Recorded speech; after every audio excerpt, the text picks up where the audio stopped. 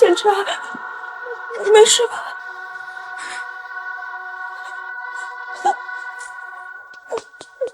刚刚我不是故意要还手，千彻，我求求你们，我知道错了，我真的不是故意的，我求求你。你说什么呢？这哪儿啊？不是在发布会吗？赵总。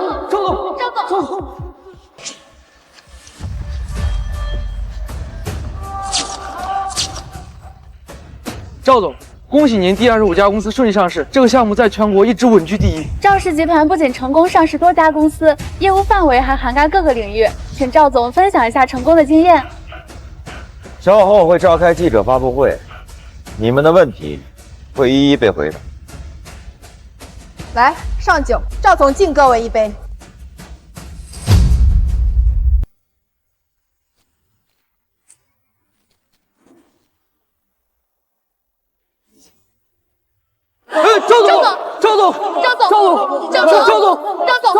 赵总。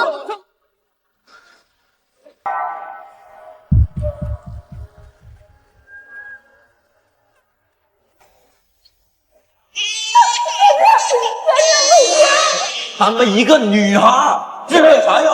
咱现在就去赔钱货，把它卖了换钱。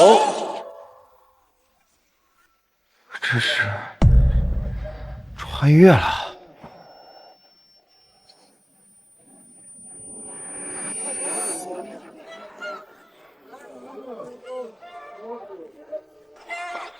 千彻，我刚刚真的是因为你要卖苗苗我才动手打你的，我知道错了。苗苗现在生着病，没人愿意要她的，我求求你了，能不能不卖苗苗？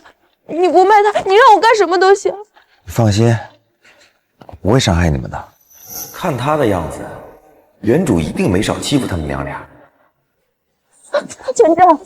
千彻，我求你了，你要是想打我，你晚上怎么打我都行，你别把苗苗吵醒了，你让她睡吧，你别吓着她。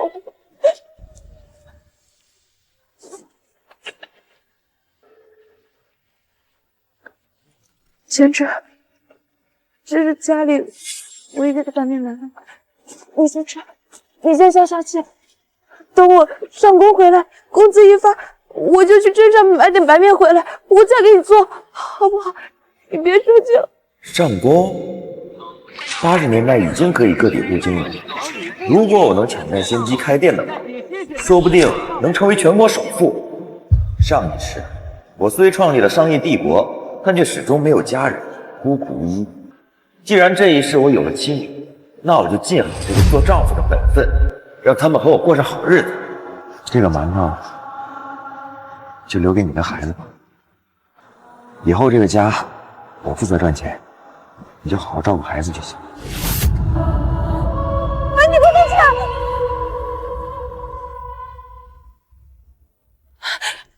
千彻，你真的不能再拿钱去镇上买酒了。这个月的工资是给苗苗看病的，1个月，你就等我1个月，下个月我发了工资，我全都给你，你想喝多少就喝多少，行吗？你放心，我就是想去镇上给你跟孩子买点吃的，不会乱花的。等我回来吧。千彻，上次你也是这么说的。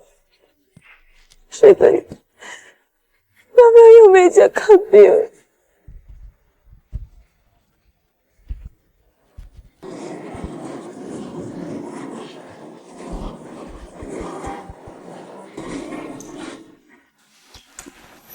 真晦气，一出门就碰到他，怎么又是他呀？这是谁呀？小云的老公？你不知道吗？这小子啊，全靠小云的工资养活，不仅拿小云的工资养野女人，还打小云呢。看着人模人样的，没想到就是个畜生。他一来替小云领工资，那准没好事儿。原来原主之前做过这么多的混账事儿。你好，我来领陈云的工资。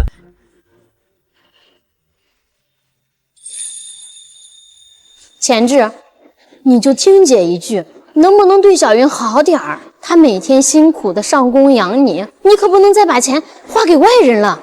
这外面的人再好，哪有自己的老婆好啊？是我今天来啊，就是来给小云辞工作的。她每天太累了，也该在家好好休息休息了。啥？你家娃还生着病，急着用钱救命呢？你现在把小云的工作辞了，让他娘俩怎么活？上一世我在行业竞争这么激烈的情况下都做成了首富，这一次我手握利时，难道连孩子的医药费都赚不到吗？放心吧，赚钱的事儿就交给我，我一定让他们娘俩过上好日子。就他离了小云，啥也不是。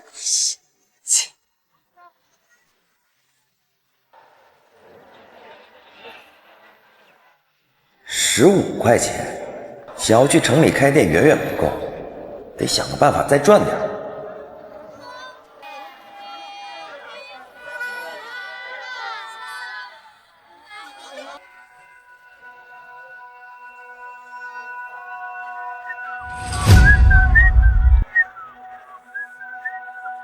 这色泽一看就是官窑出品，所有花纹都点缀的恰到好处，是专门用来进贡给皇上的。没想到在这里还能遇到个真品。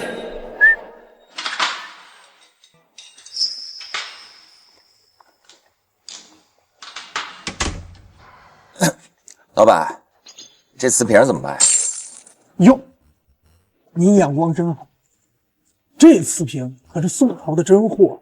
我看你投缘只要50块。宋朝，这赝品不是上周的就不错了。老板，这也太贵了，你要不这样，我再加一个瓷碗，你给我便宜点，怎么样？加上这个瓷碗，最少60。行，不过现在没带这么多钱，要不这样，我先买这个瓷碗，我回家取钱去，等我取回来，我再买这个瓷瓶。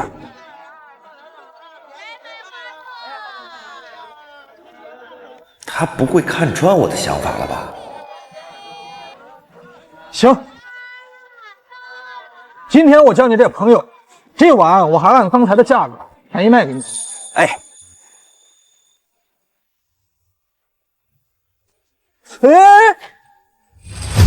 不对，这碗我不能卖你。是出什么问题了吗？我把这碗便宜卖给你了，你回头要是不买我这瓷瓶怎么办？你得先给我个定金。定金啊？你要多少？至少1块。就算再加1块，我也不亏。行。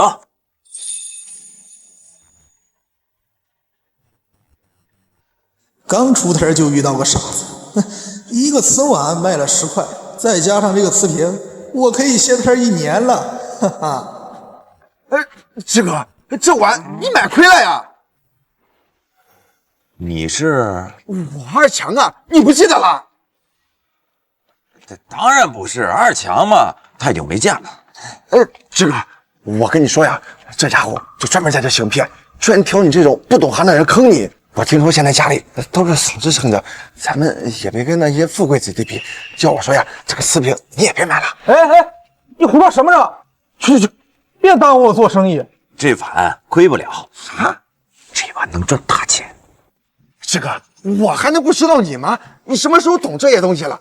我知道你是拉不下面子。要我说呀，这次你就当花钱买个教训得了。回去啊，赶紧想想怎么跟嫂子解释吧。二强，你信不信？我能用10倍的价格把这钱给赚回来。10倍？志哥，这碗10块钱我都不要，100块钱谁买这个破碗啊？怎么可能？你还能把这碗给卖了？谁说我要卖这碗？不卖这碗，那你卖什么？当然是卖猫。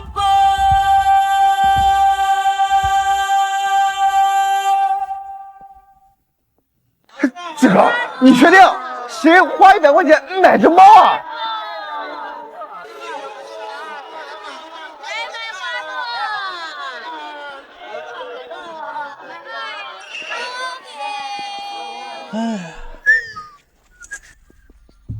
志哥，要不然咱们还是走吧，这眼瞅着天都黑了，那家伙都骗了几拨人了，咱们这连个人看都没有。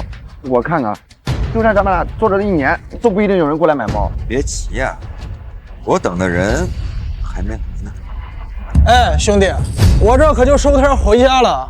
我看你那瓷瓶是买不了了，先说好，那钱我可不退啊。行，算算时间，买家也该来了。哎，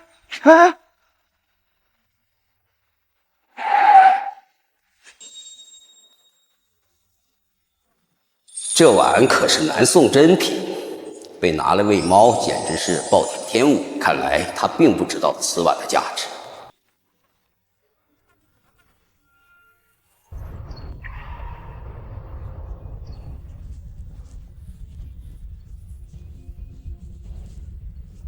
小伙子，你这猫怎么卖？嘿，来了个更傻的。我这猫啊，卖的可贵，您可得想好。这里面最大一家古董店就是我开的，难道我买只猫都买不起？我给你10块，你把这猫卖我。10块，10块连我一只猫腿都买不来。那40就够了吧？40只是半只猫的价钱。80，100，这什么猫要100啊？要不您再考虑考虑。这碗实属罕见，就算是花100买下，再转卖出去，也有钱赚。好，100就100。什么？老板爽快！啊，这，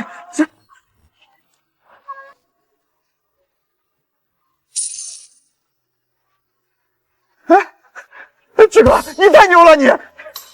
重一点儿。小伙子，我这临时也找不着吃食，你这猫粮能不能给我啊？没问题。来，我这也没有放猫粮的地儿，你这碗能不能也给我呀？这碗啊，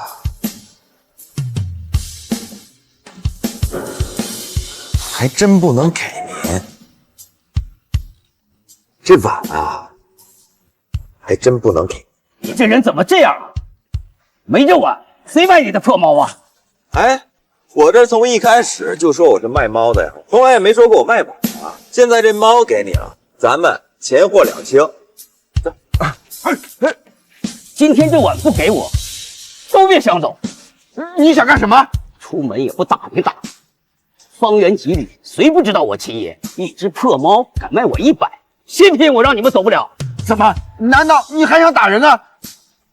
秦爷，你我都是玩古玩的，这里边的门道大家都清楚。您手里捣鼓的东西也不少，这种小伎俩您应该没少用吧？愿赌服输呗。您看，要不这样，咱们两个各退一步，以后呢，我要是有什么好东西，我优先给您，绝对给您个好的价钱，咱们做个长期合作，怎么样？行，今天我认了，好小子，我记住你了。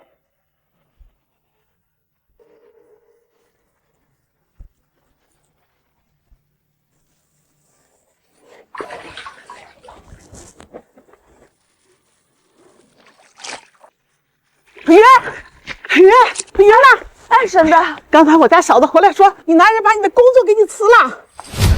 什么？哎，你没事吧？婶子，以前简直他怎么打我骂我都能忍，纺织厂的工资这是我们家唯一的收入，他怎么能说辞就辞呢？我家苗苗现在还得吃药，以后让我们娘俩怎么活呀？婶子，这怎么办呀？哎，小云呐，婶子支持你跟他离婚。你那个男人太不是个东西了。哎，我听说他在镇上找个相好的，叫什么林桑，说不定啊，他拿着你的钱就给他花了。哎呀，婶子还有事啊，家里头，我先走了。等钱挣回来呀，跟他好好说说啊。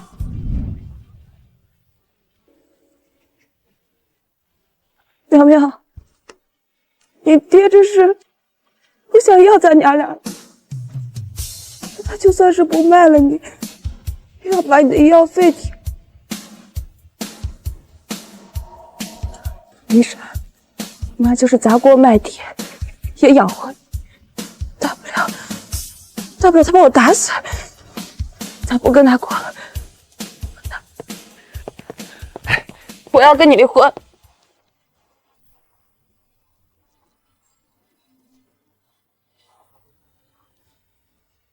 咱们离婚吧。为什么呀？这好好的，为啥要离婚啊？哎，你看，我还给你跟苗苗买了礼物。小云，你相信我，我一定让你们娘俩过上好日子。你少拿这些糊弄我，我就问你，你是不是把我的工作辞了？是啊。你是不是去县里了？县里？哦，我去县。你不用解释那么多，你就告诉我是还是不是？是。但你去找林芳了。林芳是谁？原主的朋友吗？我好像不认识。果然去找林芳了。家里我给你收拾干净了，饭菜也在桌子上，你就叫那林芳过来，你俩一起吃，你俩好好过，咱们就离了吧。哎，你这是干什么呀？小云，你别走，这是我今天赚到的钱，都给你。苗苗看病还需要多少钱？不够的我再想办法。100？你哪来这么多钱啊？你不会干什么坏事了吧？没有，这是我卖猫挣的钱。卖猫？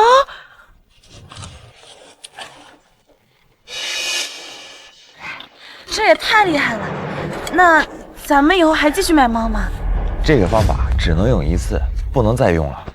老婆，以前是我混蛋，以后我会想到赚钱的办法，我保证不会再让你跟苗苗受半点委屈。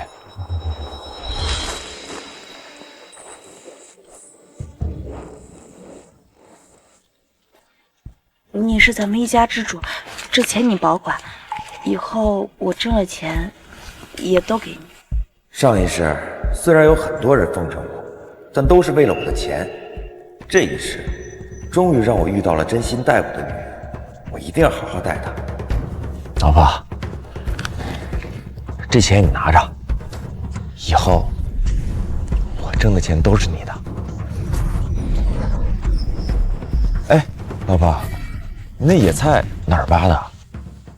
那些野菜就在咱们村后山上挖的。怎么不挖人参啊？那野菜哪有人参挣钱啊？人参？这东西咱这穷乡僻壤哪有呀？怎么可能呢？咱们这儿海拔适宜，空气阴冷潮湿，正是人参生长的绝佳地点，怎么可能没有？难道这个村里还没有人挖人参？太好了，我发财了！哎，老婆，你确定咱们村没有人挖人参？没有啊，这人参都是城里人用的，咱们这乡下人谁用呀？据我的经验，这座山里一定会有野人参，应该是因为村里太落后了，大家都没认出。太好了，既然这样的话，开店的钱就有着落了。老婆，我有事出去一趟啊！哎，不是，天都快黑了，你这是去哪儿啊？这饭还吃吗？晚饭不用等我了。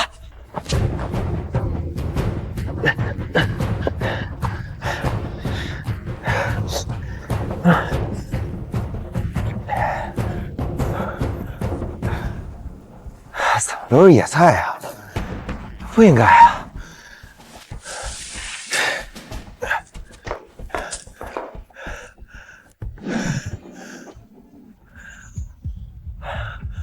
找到了。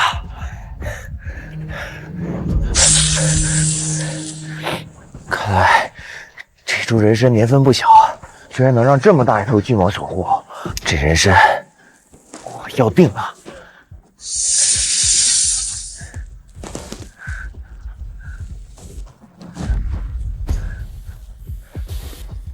果然，毒物旁边必有解药。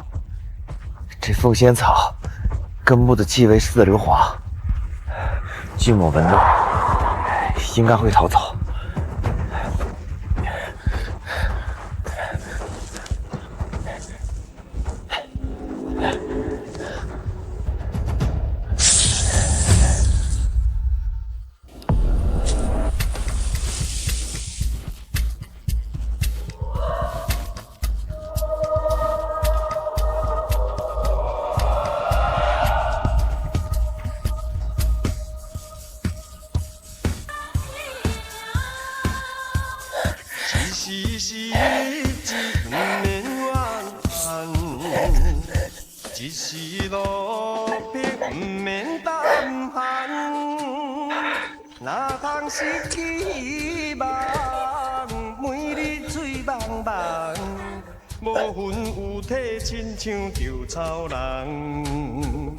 这种人参根茎茂盛，少说也得有10年以上。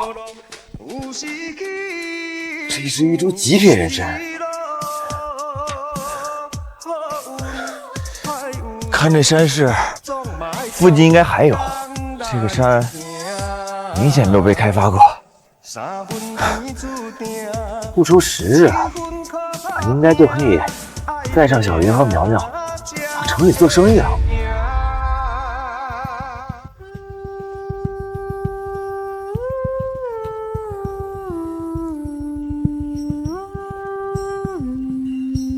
他该不会今天晚上就在镇子里不回来了吧？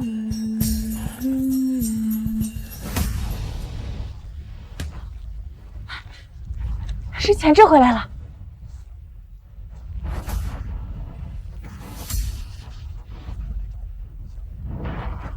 哎，老公，你终于回来了！快快进屋，洗洗，赶紧吃饭吧。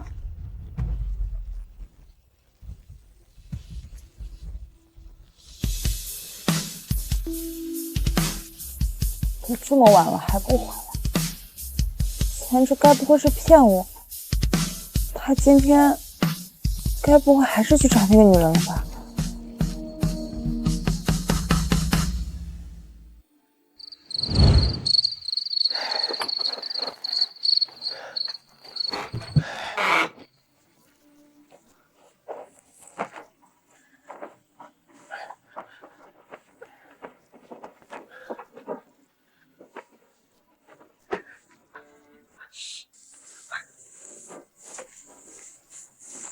怎么了？这是？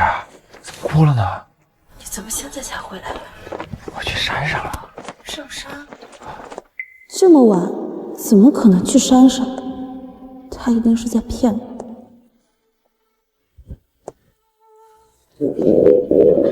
还没吃饭吧？我一直给你热着饭呢，我现在给你端饭去啊。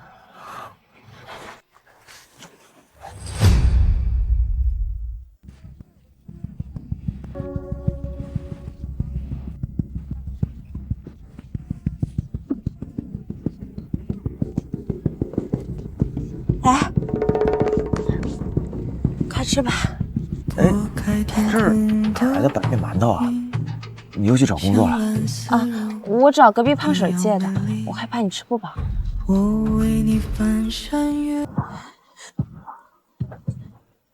钱不见了，他不会又去找林芳了吧？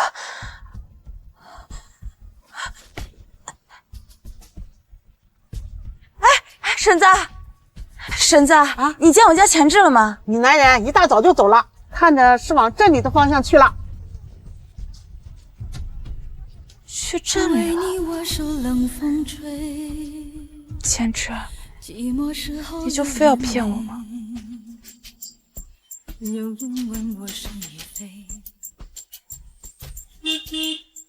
还好老婆在床头给我留了钱，要不然走过来天都黑了。这家店啊，虽然小了点，但要价一定合理，就它了。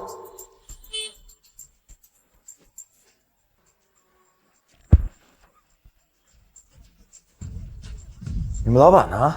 买货还是卖货呀？卖货。货呢？拿出来我瞧瞧。我这货，你恐怕做不了主。你爱卖就卖，不卖滚蛋！你瞧不起谁呢你？小伙子留步，这位年轻人虽身着简陋，但气度不凡，身上一定有好货。对不住了，我家店员不懂规矩，您这边请。还不快去给客人倒水！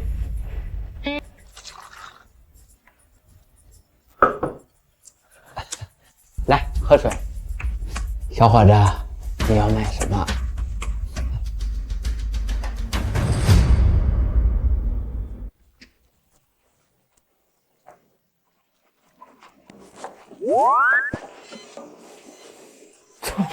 这竟然是10年以上的极品野人参，300，你看成吗？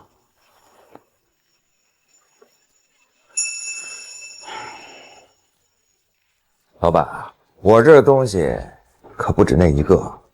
若是你想要跟我长期合作，这个价格可没什么诚意啊。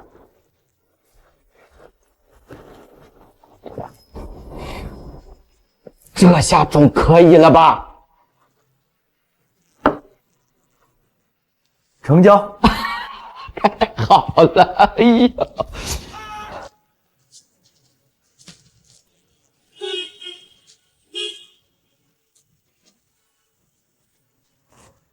你好，这个给我包一下。好嘞。小云身上穿的衣服不仅不合身，还打了很多的补丁。现在家里有钱了，肯定不能再让她穿这些。新买的这几件衣服，小云穿一定好看。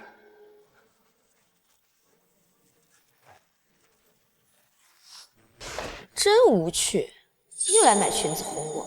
本来只是看你长得好看，吊着玩玩而已。现如今我傍上了严格，也该让你死死心了。赵哥，你怎么也在这儿？你是？我是林芳啊，这才几天不见，你就不记得我了？她就是陈云提到的林芳。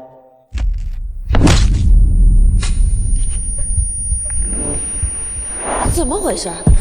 之前我但凡同个男人走近一点，他就要发脾气，眼下我都挽着严哥的胳膊，他竟然没有任何反应。赵哥，这位是我男朋友，在这里最大的商场里面做科长，我们准备年底结婚，等过2年赚了钱，准备在城里购置一套房产。哦，恭喜啊！你好，赵先生，我是芳芳的男朋友袁大海。到时候我们的婚礼，你方便的话过来参加。婚宴就定在镇中心的望江月酒了。再说吧。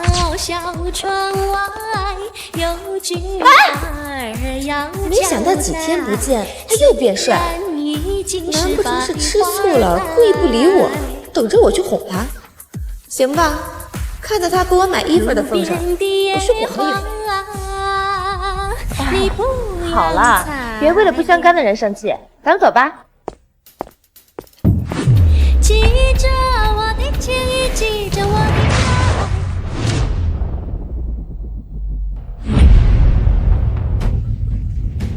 没想到赵前志这个农村媳妇这么漂亮，凭什么我费尽力气花大价钱保养，却不及人家在村头风吹日晒来的好看？不过那又怎么样？赵前志不还天天偷他老婆的钱给我花？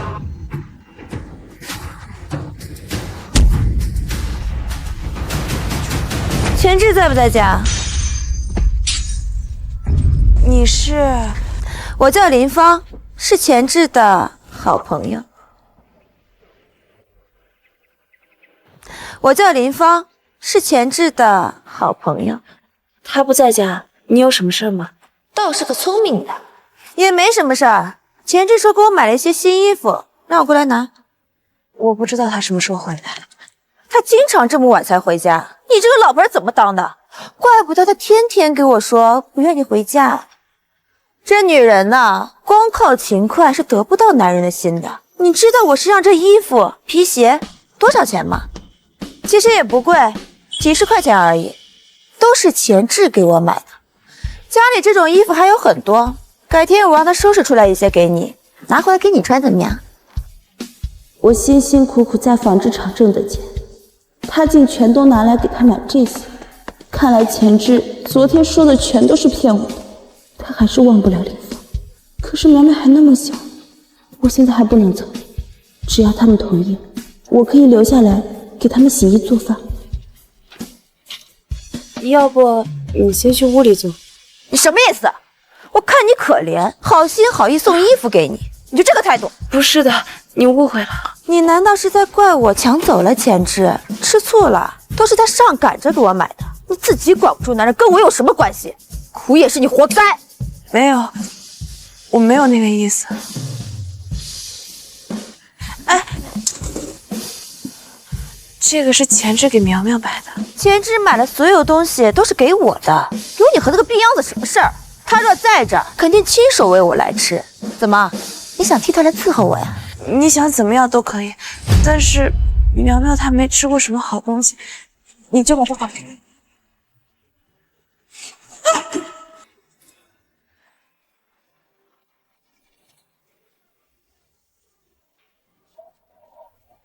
好啊，他现在是你的了。怎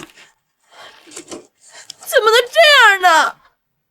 你记住，我得不到的东西，谁都别想得到。他的钱只能由我来花，你有什么好委屈的？不过是个乡下来的土鳖子，连跟我提鞋都不配。钱志平常没少打你吧？难道是这几天他疏忽了？这人也真是的，这么重要的事情怎么能忘呢？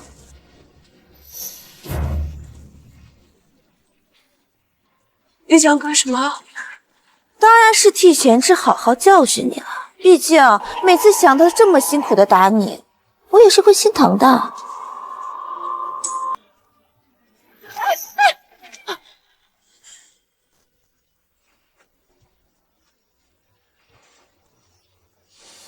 算是个什么东西，敢欺负我老婆？邵钱志，你敢踢我？不对，我之前再怎么过分，赵钱志从未对我冷过脸。他今天这么反常，一定是陈云做了什么。钱志，我等了你一天，你老婆还给我甩脸子，我都忍了。你一回来就这么对我，你跟他甩脸子了？没有，我没有。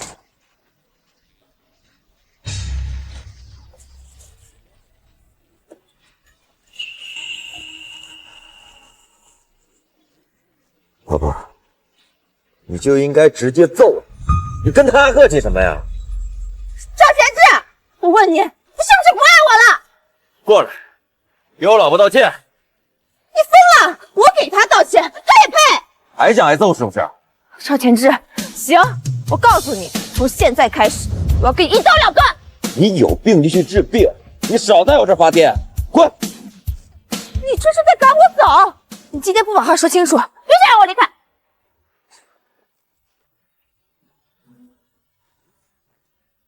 你是自己走，还是我帮你啊？赵钱志，行，我走。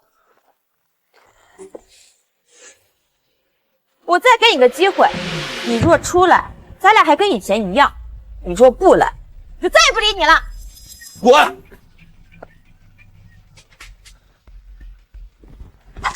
老婆，没事吧？哦，对了，这是我今天赚的钱，你收好。哎，我还给你跟苗苗买了奶粉和零食。哦，对，我还给你买了2身衣裳。对了，差点把这事忘了。老婆，你等我一下啊，我马上回来啊。钱志，我马上回来啊。你到底还是去追他？刚刚肯定是钱志故意隐藏我们的关系，故意演给陈云看。平常我撒个娇，勾勾手他就过来，我就不信他忍得了。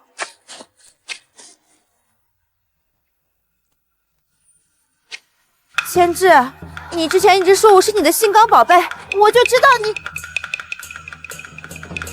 哎，好你个赵钱志，你居然敢诬陷我！你给我等着！我一定让你像狗一样跪着爬过来求我！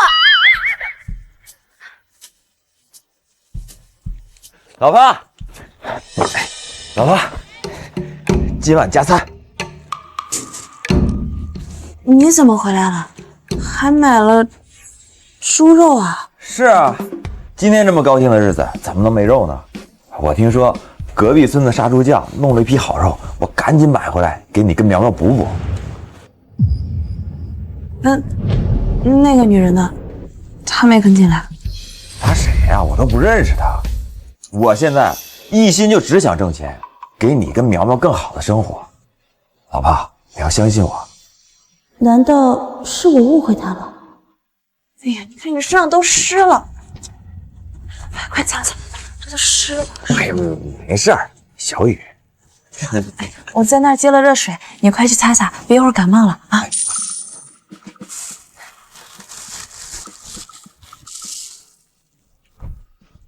哎呦，苗苗，哎，苗苗，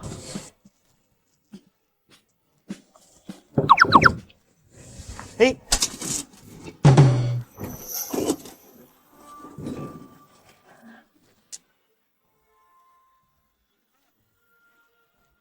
他好像从未对苗苗这样温柔过。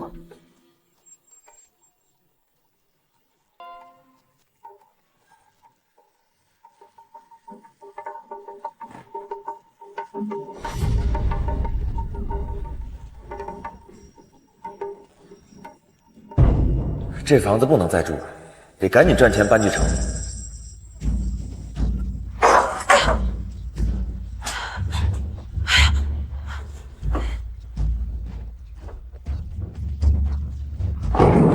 这里身处盆地，四周都是山地和高原，按理来说不会产生强风侵入。如今这般情况，一旦雨势不止住，村子将会被积水淹没，这间房子也会承受不住。还好现在手中已有些积蓄，攒攒钱足够在城定居。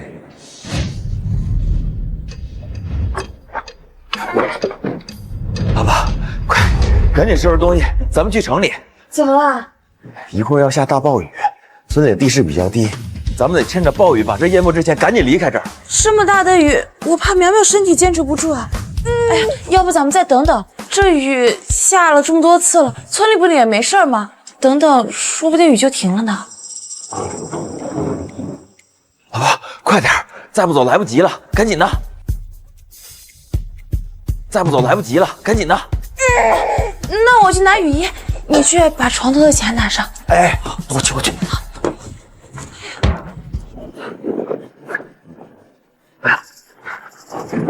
强志，这雨这么大，要是村子真被淹的话，那胖婶他们也会有危险。我得过去跟他们说一声。去吧，小心点，别淋着孩子。去吧。放婶，干嘛？怎么了？是不是你家娃又发烧了？我家还有几包退烧药，我去给你拿来。胖婶啊，你这把牙都让我赶紧喊起来，什么了也太大了，这恐怕这把自己淹了，让我们两个去城里躲躲吧。哎呀，我婶子说你，我还真没听说过下一场雨就把村子给淹了的。胖婶，这是说了，哎呀，你在那口子呀，别听胡说八道，满嘴跑火车，不知道啊，他又憋的什么坏呢？想把你骗到城里换钱呢？不是你不信就不信，你胡说什么呢？我不说，你看看你都干了什么缺德事儿！我们小云跟着你啊，下去搞了8辈子血霉了。胖婶，你是不跟我们走？你这丫头真是死脑筋啊！啊，她之前对你怎么样，你还相信她？你想想，你也得为你的娃考虑考虑呀！啊，她还生着病呢，你看看，这下雨天了，你带着她走夜路，不死也得掉半条命啊！胖婶，我相信钱志，我们还有夜路要赶呢，你在家注意安全啊！小云，注意安全啊！哎呀，小云，被打了多少次了，给我长记性！真不知道这个赵青志给他喝了多少迷魂汤，没安好心。慢点啊，小心！哎，老婆，你愿意相信我？你是我男人，我不相信你骗手啊！我知道我没啥文化，但我能分清孰轻孰重。只要你不像以前那样，我就跟你好好过日子。好，老婆，你放心，我一定让你跟苗苗过上好日子。我不求什么好日子，只要我们一家平平安安的就行。哎，老婆，翻过那座山，咱们就应该能到安全的地方了。以咱们的脚程，估计天亮之前就应该能到。好，希望梅若能撑住。走吧。走。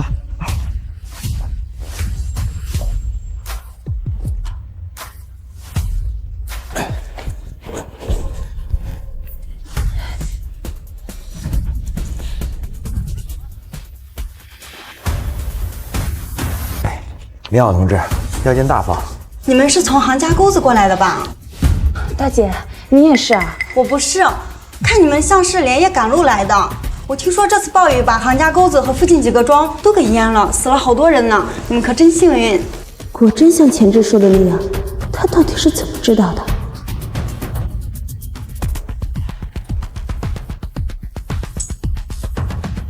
房间里有暖瓶，热水不够了可以去走廊尽头的。好嘞，谢谢你啊。你先带苗苗回去洗一洗，我有点事儿出去一趟。你去哪儿啊？这赶了一夜的路了，要不先回去休息会儿？招待所只能当做临时落脚，住在这里的人人多眼杂，很容易出问题。我得赶紧把人参卖掉，凑钱买房。放心吧，我很快就回来。哎，行李给我吧。注意安全啊！走喽。帮我把这个送过去。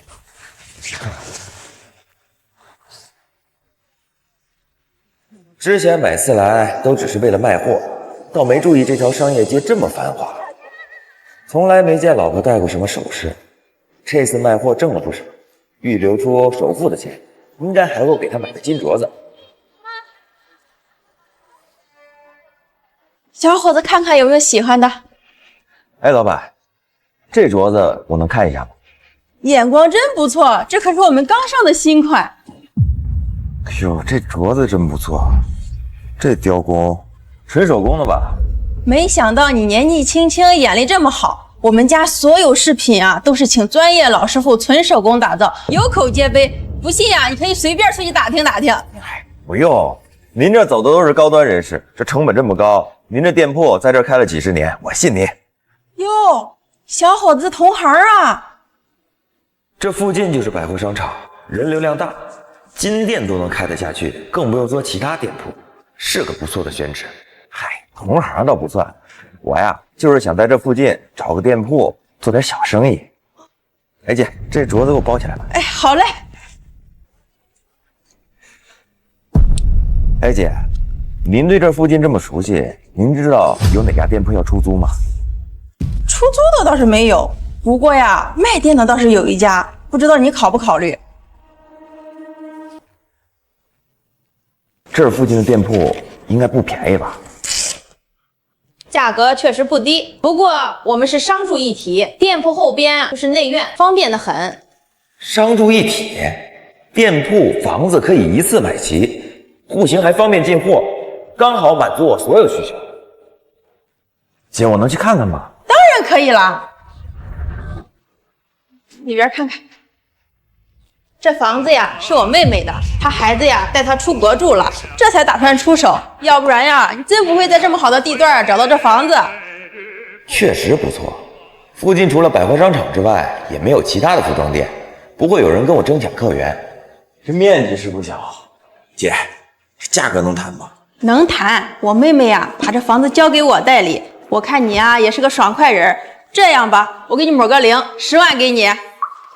10万在这里确实是低价的，不过我手里现在的钱还远远不够。姐，这房子您能给我留几天吗？这10万毕竟不是个小数目，我得周转一下。没问题，我给你留几天。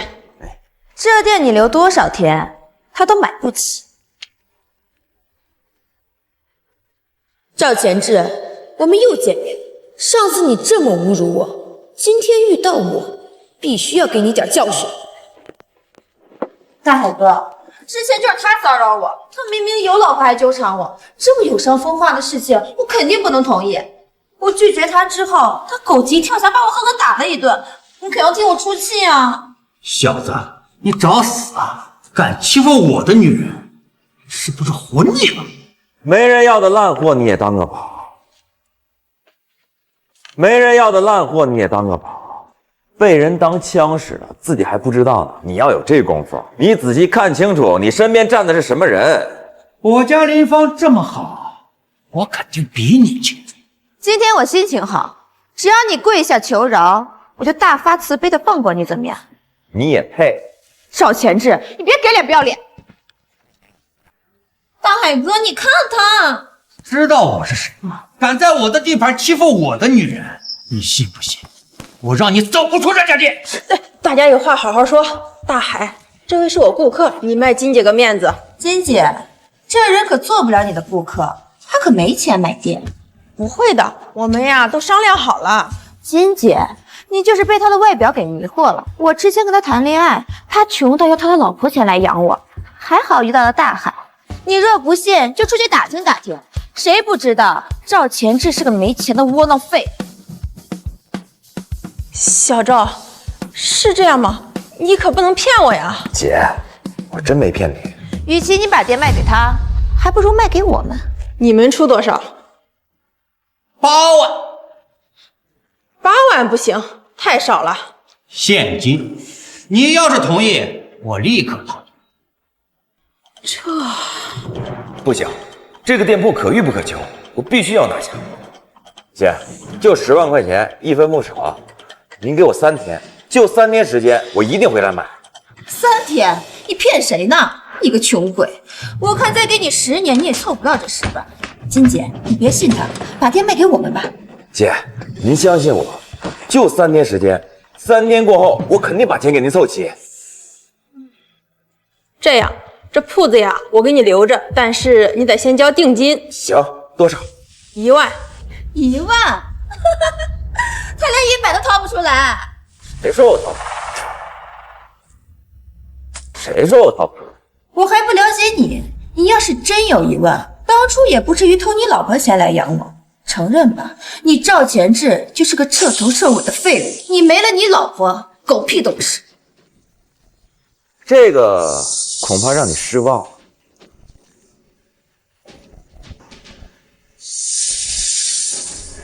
姐，这是1万块钱定金，3天过后同一时间我过来把尾款给您补齐。好，好，好，我们这就签合同。来，这边。你不是说他没钱吗？这是怎么回事？不可能啊，他这钱肯定来路不正。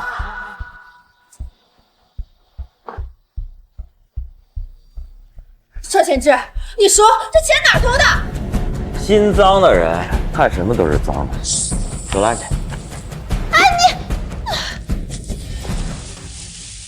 我今天卖货的钱还剩下一些，加上存款还不到一半。不过暴雨之后，山上埋在地底深处的人参会被冲刷出来，正是捡漏的好时机。加上这笔钱，应该差不多能到10万块钱。这人好像是赵前志。赵前志，这是谁呀？看他穿着也是逃难来的，但没在村里见过他呀。原主没有亲人，难道是陈云的娘家人？你怎么在这儿？小云跟孩子呢？他们有没有事啊？妈，你叫我什么？不会吧？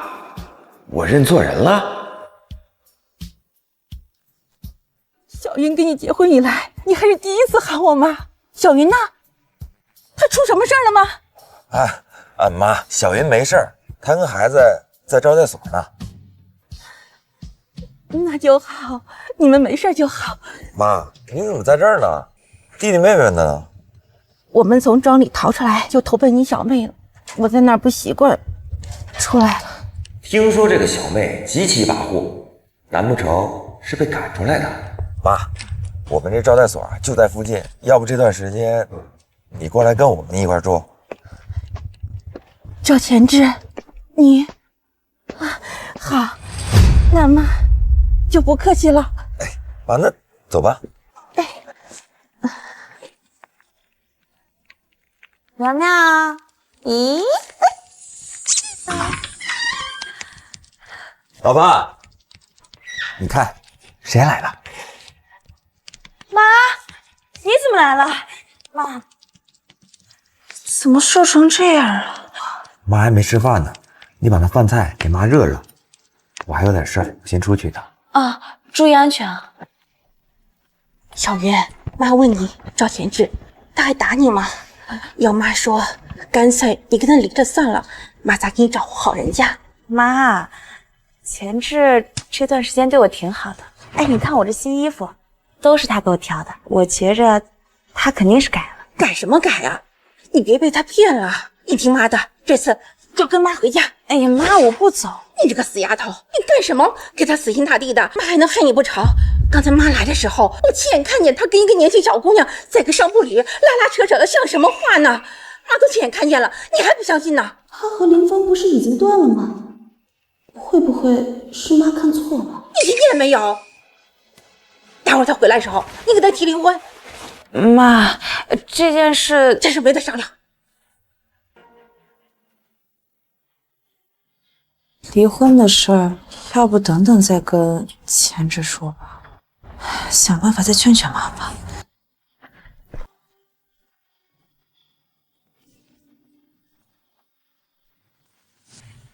回来了。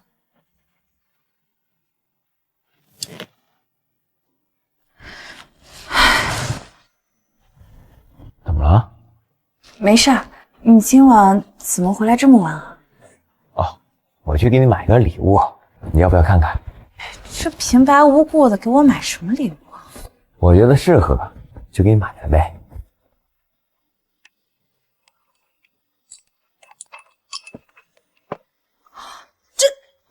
这是金子啊！哎呀，这太贵重了，赶紧拿回去退了去吧。老婆，我卖人参赚了不少钱，这镯子不算什么。千志啊，你这挣钱也不容易，没必要花这钱的。老婆，这个你就不懂了吧？现在国家呀有逐渐放开的趋势，等我办好了个体工商户，这样镯子要多少有多少。个体工商户啊，那得花不少钱吧？哎，千志，你之前给我的钱啊，我都留着呢，我一分没花。那个，你要是需要的话，就跟我说啊。你怎么不劝我？这是你的钱，你想做的事情，我当然要支持你了。老婆，你真好。哎，对了，我还有个事儿没问你，你这次出去采购有没有问问村里的情况啊？现在水位是下降了不少，但是情况不是太好，咱们家孩子太小，没办法回去住。没关系，等过段时间我先回去一趟，先给大家收拾收拾，等情况好点了，咱们再搬回去。怎么啦？啊，没什么。我去给你打水，先洗洗啊。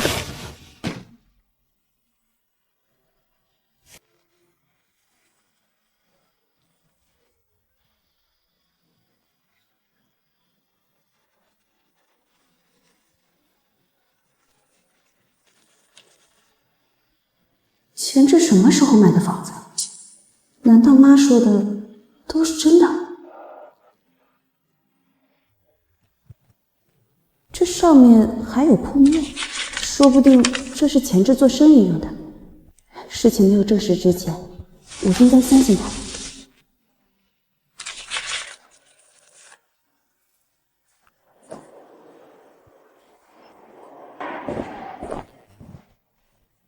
钱志，来试试水温。哎，老婆，你歇着就行，以后这种活你都不用干，我有手有脚的，我自己来就行。你累了一天了，我闲着也是闲着。来，老婆是用来疼的。再说了，你之前带着苗苗，跟着我也受了不少委屈。哎，对了，苗苗呢？啊，你不是在隔壁给妈开了一间房吗？妈想着你累了一天了，怕苗苗晚上影响你休息，所以啊就抱过去睡了。好吧，你不会怪我自作主张留下妈吧？怎么会啊？钱正，你能为我做这些，我真的很感谢你。咱们是一家人嘛，这都是我应该做的。钱志对我这般好，我应该相信他。哎，说了多少遍了，脚擦干再睡。我自己来就行。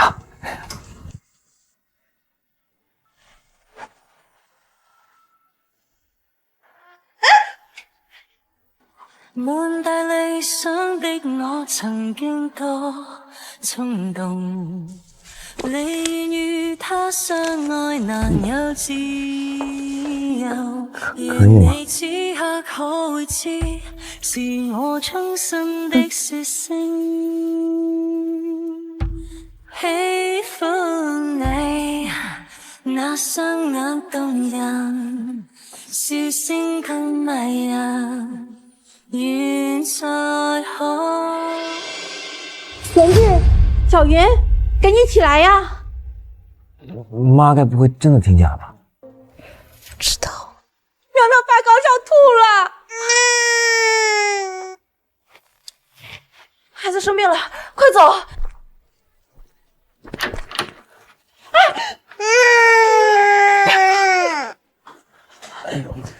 先生，这怎么办？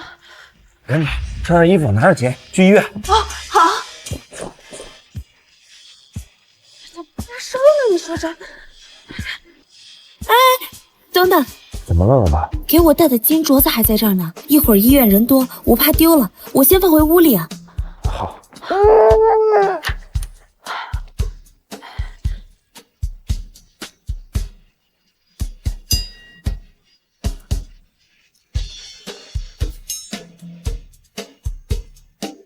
你就在这儿待着，我们待会儿就回来啊。丽玲，我去外面等你们。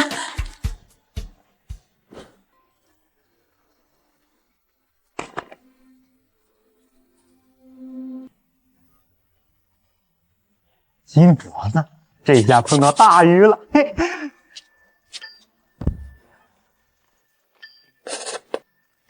医生，快看看，我女儿发烧了，孩子还太小，只能物理降温，麻烦你了。对，好，慢点啊。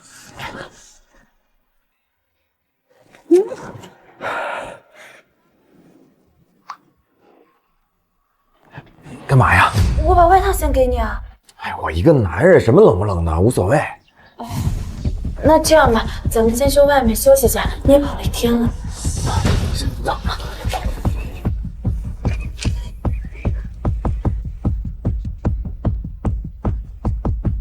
别着凉了，看着点。哎，怎么样呀？没事吧？没事了，妈，烧已经退了。哦，没事就好，没事就好。妈在这也站半天了，挺冷的，咱们先回去休息吧。走吧，妈。领子木。哎。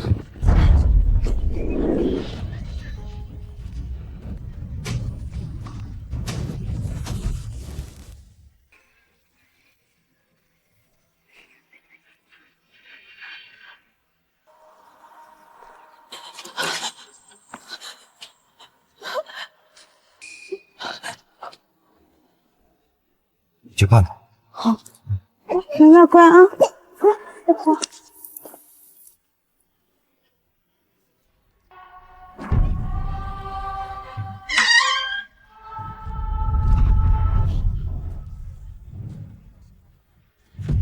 娘啊，你没锁门吗？我不知道啊。哎呀，这过来。啊。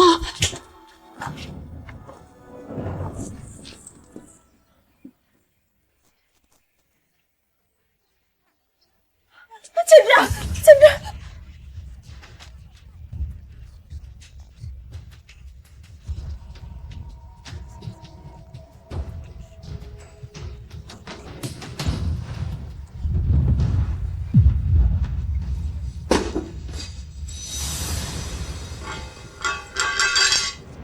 千之，钱跟手镯都不见了。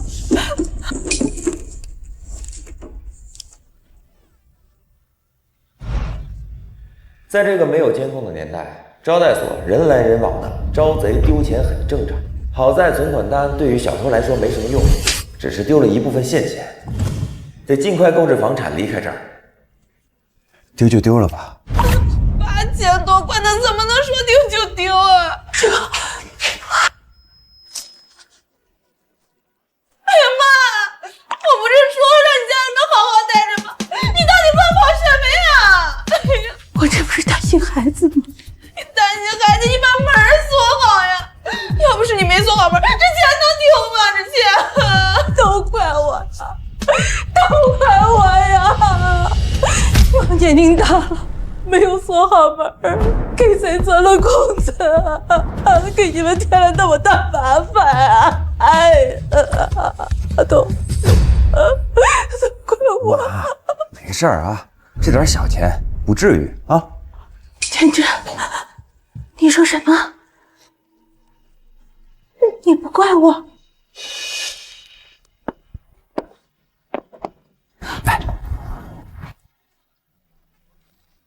妈，这不是你的问题，要怪就怪这世道。幸好你人没在上面，钱没了可以再赚，人没事就行。千之，妈对不起你啊。千之，这钱你能不能想办法给咱们找回来呀？对于这个时代的农民，确实是笔不小的数目，可能他们这辈子都赚不到这么多。爸，我这儿呢。 还有些钱，不至于让你们娘俩去喝西北风。这么多啊！你快收起来，到我这儿不安全。这不是你的问题，你就拿着吧。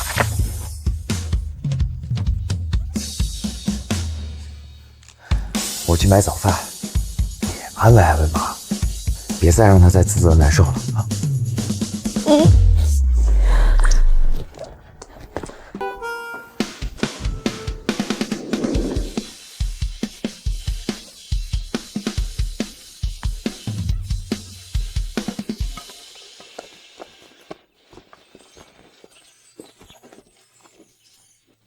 年月把擁有變做失。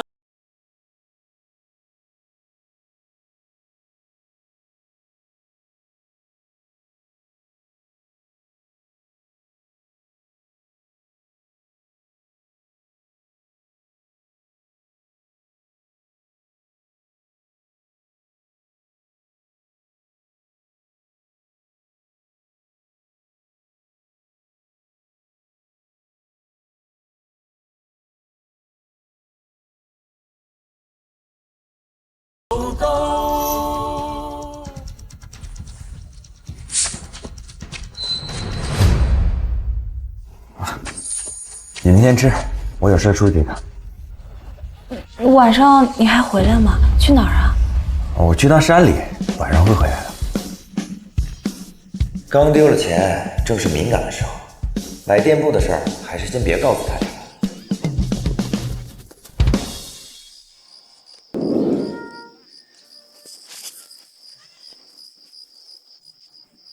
这个前面就是天桥赌石场，你来这是要赌石吗？啊，我听说啊，这京城来了一批外国的料子。这个这些东西也就玩玩，哪有什么好料子啊？而且你刚丢了钱吗？不是，我看要不咱们还是算了吧。上一世我可是靠着珠宝一时起家的，这里绝对是捡漏的好地方。今天是付尾款的最后一天，想要快速筹钱，现如今只有这一个办法。走吧，碰碰运气。行，走。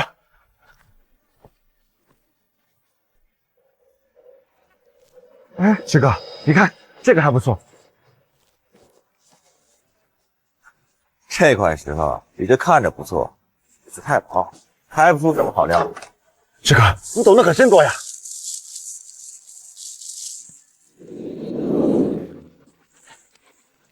哟哟哟，我瞧这是谁呢？原来是卖猫的小兄弟，一个乡下来的小混混也敢来我这里装。哎呦，秦爷呀，秦爷若是不信，您大可以买过来试试。那你说哪块能入手啊？让大家欣赏欣赏你的赌石功力。志哥，我看呢，他就是咽不下上一次被你骗的那口气，今天故意来挑事的。这里是他的地盘，咱们惹不起，要不咱们走吧。好，我赵前志的字典里就没有跑这个字。倒是个有骨气的，不知道一会儿你能不能笑得出来？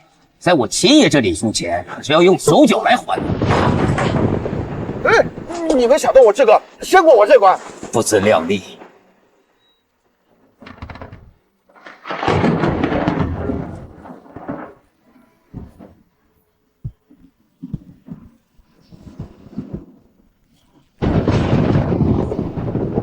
老板，这块石头多少钱？这个1万块。1万块钱，这一个破石头要1万，你咋不直接去抢呢？我看你们就是合起伙故意的。到底会不会看原石啊？这就是一块普通的石头，以免你们说我欺负外行人，我再给你一次挑选的机会。志哥，咱们要不要换一块啊？这块石头要是没开出好料，咱们就得把店铺让给严大海了。不换，就这块。真是不见棺材不掉泪啊！非要上岗子来给我算钱，给我现场切，交不起钱，谁都不许走。志哥，等会儿他们要是动家伙了，你先走，别管我。放心，我有事的。哎，等一下，怎么后悔了，小子？你现在已经没有机会了。反悔倒是没有。老板，给我从那个石头的1/5切口处切。这石头从哪切都一样啊！哎，我不让你怎么切你就怎么切，怎么那么多废话呢？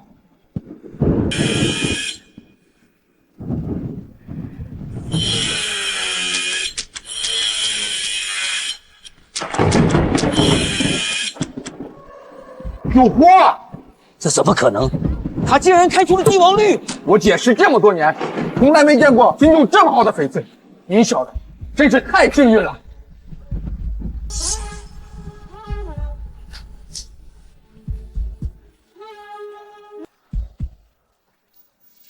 志哥，现在这石头值多少钱？大概10万。10万？咱们直接翻了10倍！志哥，咱们发财了！兄弟，你要不要考虑把这块石头卖给我？之前的事情我们一笔勾销。秦爷啊，这块石头如果做成首饰，会翻好多倍。您打算出多少钱啊？30。秦爷也没把我当兄弟啊，我只能去另外寻找有缘人了。50，我给你50万，买原石的钱我都给你出了。那就谢谢秦爷了。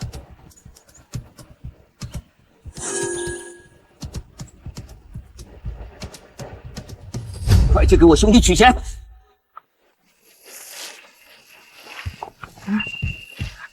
这个发财了，咱们一分钱没输，就挣了50万，这买房子的钱还多出不少呢。快到约定的时间了，希望还来得及。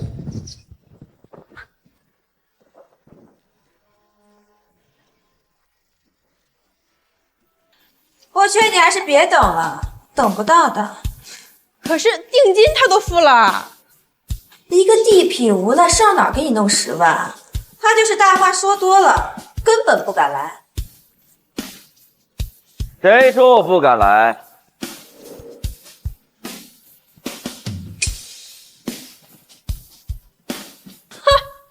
我还以为你要放我鸽子呢。哼，姐，不好意思啊，路上有点事儿，耽搁了，迟到了。来了又能怎么样？1万块已经是他的极限了，说不定就是他卖老婆得来的。你谁啊你？敢瞧不起我志哥？哪来的傻子？赵前志这样的废物还能找到小跟班啊？哎，二强，别跟他废话。赵前志，这么晚才来，该不会是因为凑不出10万块钱，到处去乞讨？别人赏你那点钱够用吗？是不是皮痒了？我看你就是欠收拾。这条街都是我的，你敢动一下，我让你们2个倒不出这里。二强，小赵，房子我也给你留了这么多天了，你要是交不出尾款，定金我可不退啊。那可是1万块钱，你疯啊你！那又怎样？当初又没人逼他交定金，现在交不出尾款，就算违约。金姐，他买不起，我可以。6万，这房子我要了。6万，之前不是8万吗？那是3天前的价。你想好了，再过一会儿，可就不是6万了。行，6万就6万。姐，这房子你不能卖，尾款我给你带。还在骗我！我真后悔当初信了你，我当时要直接把房子卖给大海，我现在就不会亏这么多钱。赵贤志，你还是这么要面子。我知道你是对我余情未了，又想被大海比下去，但人呐，要有自知之明。你就是个空有皮囊的窝囊废，这辈子赚不到10万。我要拿得出10万。你要是能拿出来，要求随便你提。好，你记住你说的话。二强，哎，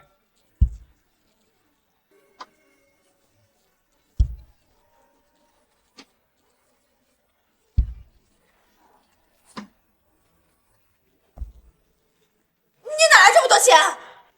金姐，咱们这交易现在能继续了吗？继续，现在起啊，这房子就是你的了。哎，金姐，你这就想把钱拿走？你刚才可是一点都不信任我。小赵啊，之前是姐不对，姐给你道歉。光道歉就行了？那你还想怎样？我看你这店铺里这家具，你以后也用不着了，就留给我吧。这些家具最少值2万呢。不舍得。行，那你把铺子卖给他们吧，我们再去其他家问问。行，之前是姐考虑不周，这些家具啊都是你的了。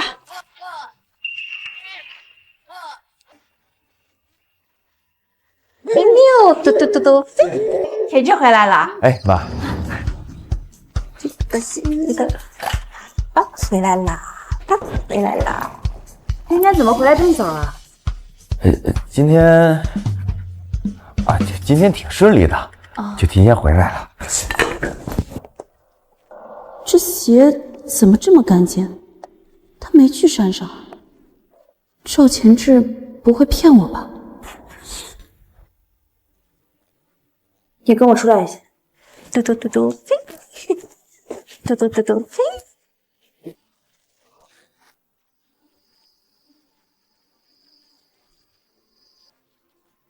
怎么了，老婆？你今天为什么要骗我？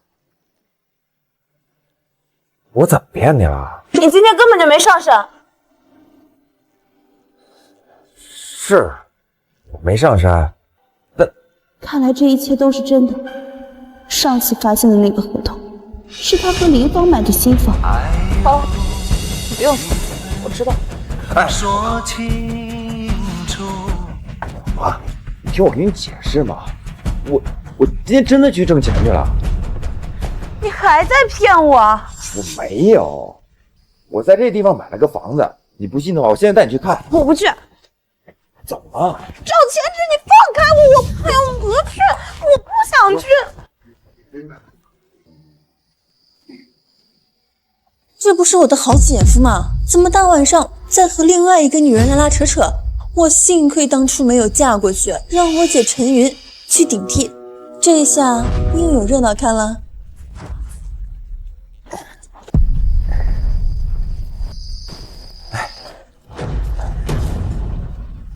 怎么样？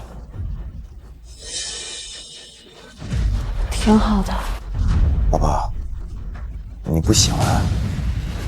没事，老婆，这只是咱们的第一套房子，以后我会买更好的。我绝对不会再让你过回苦日子的。我们？是啊，我之前一直怕你不想留在城里，就没告诉你。我想着啊，等我把我们的户口迁到城里，把这些东西都弄好，再跟你说呢。这竟然是我们2个的房子，原来这些天他早出晚归都是在忙我们的房子，我一直误会他了。千枝，对不起啊，我不该怀疑你的。这房子很漂亮，我很喜欢。没事儿，老婆，你喜欢就好。等过2天，我把个体工商户办下来，咱们就算是在城里正式扎稳脚跟了。好。赵前志，你瞒着我姐在这里跟别的女人私会，被你发现了吧？你怀里女人穿的不错嘛，一身名牌，看样子你没少花钱吧？只可惜我那姐姐自己孤零零在家，吃不饱，穿不暖。你先别说，我看看他想干什么。你想干什么呀？姐夫啊，我们是一家人，我也不想你跟我姐离婚。不过，这可是欺骗我姐的事情。姐夫啊，你都在城里有大房子了，也要帮衬帮衬小姨子不是？有话你就直说。我啊，要的也不多。最近我也想结婚，现在缺点钱，要不你给我3万？做梦呢！好你个出轨男，居然敢这么跟我说话！我现在就要把你出轨的事情告诉我姐，看你怎么办。姐，我已经知道，这是我跟前志的家，所以他在哪，我就在哪。好啊，你们骗我！你怎么穿的这么好？这可是商场的最新款，一整套下来要上100块呢。赵前志居然这么舍得给你花钱？我给我老婆花钱，这不是很正常？怎么，你对象不给你买呀？原以为在城里找了个教师，有了正式体面的工作，就可以永远不愁吃喝。没想到对方竟然是个中看不中用的，一年到头来剩不了几个钱。而赵前志这个地痞无赖，竟然咸鱼翻身，赚了大钱。若是当初是我嫁给他，如今住上大房子的就是我了。小妹，今天的事情我就不跟你计较，但是当初是你嫌弃前志，那这样的话，我们2家以后尽量不要来往。赚了钱就想跟我撇清关系，做梦！姐，你这是什么话？我们可是一家人，况且姐夫还没说话呢，姐夫一定不愿意让小妹受苦，是不是？我当然忍心啊。赵前志，你这是翻脸不认人！你现在成了城里人，就瞧不起我们是吧？当初10里8乡所有人都对你避而不及，要不是我们家，你还能娶上老婆吗？你怎么不说是你们家为了钱把女儿卖了？你不管怎么说，骨头碎了还连着肉呢。只要我姐还跟你在一起，你就别想摆脱我们。反正你现在有钱了，明天先给我拿2万，就当是你们送我的结婚礼物喽。可以呀。前志啊，你怎么能……钱给你，你给我写个欠条，1个月后你还我4万。好你个赵前志，你敢这么对我？好，我现在就回家告诉咱妈，让她看看你们是怎么欺负我的。前志，对不起啊，别担心这件事儿，我回去就跟妈说清楚。没事了吧？咱们是一家人嘛，你要是相信我，这件事儿你就交给我去处理。好，都听你的。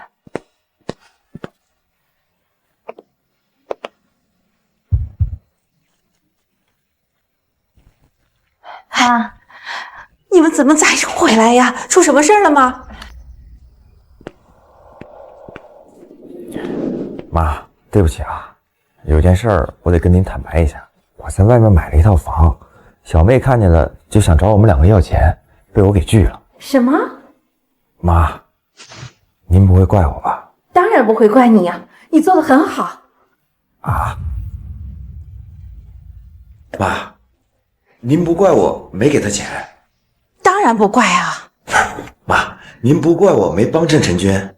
小玉那么大的人了，你们帮衬什么呀？好不容易走上正轨呀，你和小云你们2个呀，关上门，过好自己的日子就行。我们不用管，别人更不用管。那就好。不过什么？不过你们买房子这么大的事儿，应该给家里商量一下。在城里站稳脚跟不容易，要是我们在，可以给你们帮看，以免上别人的当。妈，你就放心吧，那房子我看过了，你就相信钱志。哎，我们明天搬家，你刚好一起，咱们看看新房子。那就好。明天我就不去了，这么几天呢，给你们添了不少麻烦，我也该回去了。钱志啊，通过这几天的接触，妈知道你是好孩子，妈相信你以后一定大有所为的。答应妈，照顾好他们俩。妈，您就放心吧，我们一定会好好的。老爸，你看，我就是要把这儿改造成服装店。服装店？这儿离百货商场那么近，对我们会不会有影响啊？不会，我卖的这种衣服，商场里没有。商场里都没有，那我们去哪进货啊？哎，我正要跟你说这事儿呢。我要做的这种衣服叫牛仔服，这种衣服在南方已经引起热潮了，但是咱们这边还没有人引进过来。我好像是听过这种布料，哎，是不是那种摸起来有一定的厚度，穿起来又宽松又耐磨那种？是啊，老婆，我打算明天就去南方进货，拉到这边来售卖。虽然这个运输过程会搭上点人力和时间，不过这个商机咱们可不能错过。要去这么急啊？那要不你先等等呢？哎呀，等不了，这现在天气渐凉，正是卖这个的好时机。我的意思是你先等等，我好像在纺织厂见过你说的这种布料。真的？老婆，你确定你在纺织厂里见过？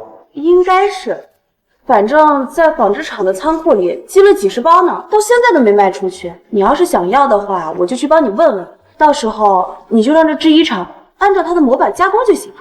那为什么没卖出去啊？是不是质量有问题？哎，那不是，这批货的质量可好了，当时好像是有人想买，结果临时反悔了，所以才一直积压着。你要是想要，我就去帮你问。太棒了，老婆，那我就不用去南方进货了。老婆，你可真是帮了我大忙了。哎呀，没个正形的。那咱们明天一起去呗。行啊。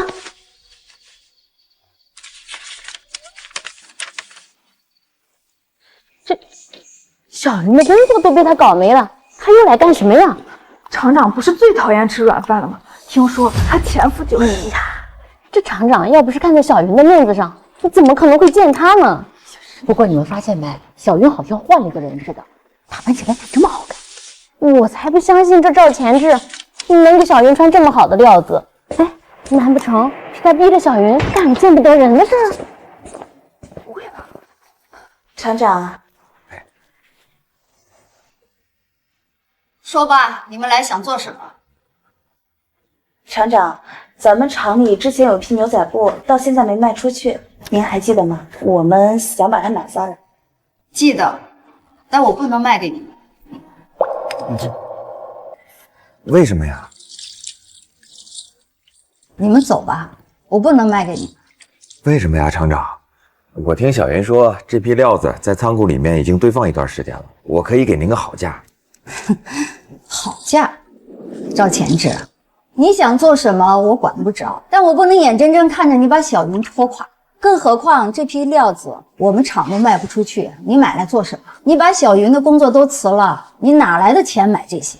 哎，厂长，我们有钱的，而且钱志现在不一样了，我们就想做点小生意，您就卖给我们吧。小云，你可要想好了。虽然这批料子放的时间有点久，但每一匹的价格对于普通人来说可不便宜啊。厂长，我们要。好吧。赵姐，哎，麻烦你到仓库去拿一批牛仔布过来。好嘞。这赵钱志刚挣了点钱，怎么又开始不安分了？就他那脑子，根本就不是做生意那块料。原本想着小云终于能跟他过上一回好日子，这下钱又得被他败光了。就是要我说，这小云干脆跟他离了得了，这日子跟谁过不是过呀？小点声，小心被他听见打你。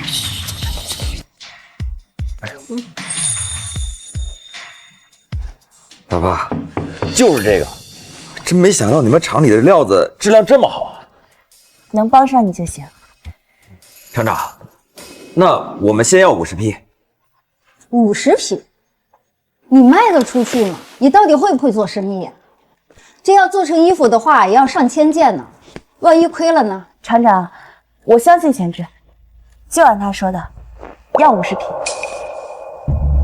小云，咱们也都认识，厂里的规矩你是知道的。如果要拿货的话，必须得先交钱，而且呢，货一出厂子，概不回收。我明白，厂长。那我给你们开条子，你们到时候交钱拿货吧。厂长，麻烦您直接安排师傅去送货吧，我们今天就要。这些货款可是小云1年的工资啊，你现在就拿得出？厂长，我们带钱来的。之前也听说过他们家庭的条件有多艰难，如今一下能拿出这么多，这赵前志看着是跟往常不一样。从头到尾虽然没怎么说话，但透着从未见过的内敛和稳重。或许他是真的想好好跟小云过日子。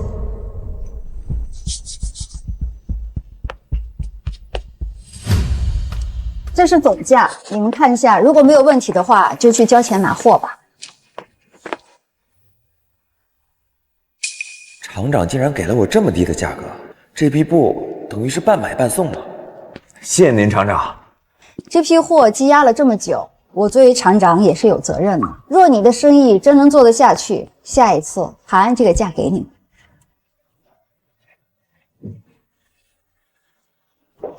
你们厂长这个人啊，就是嘴硬心软。等咱们生意起来了，请他到店里好好感谢感谢。好。不过前志啊，你看这料子这么厚，我们做成外套和裤子，它能有人买吗？你们厂啊，之所以卖不出去，是因为没有了解这个料子的特性。今天晚上我画一个设计稿，回去看看。你还会画设计稿？怎么，瞧不起你男人啊？那可没有。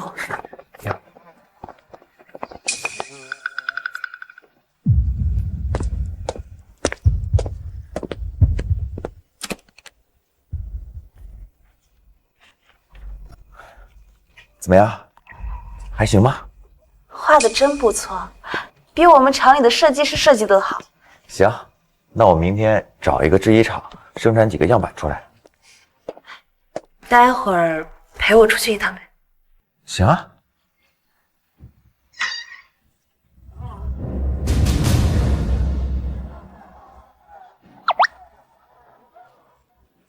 这2件你都去试一下吧。好，老婆。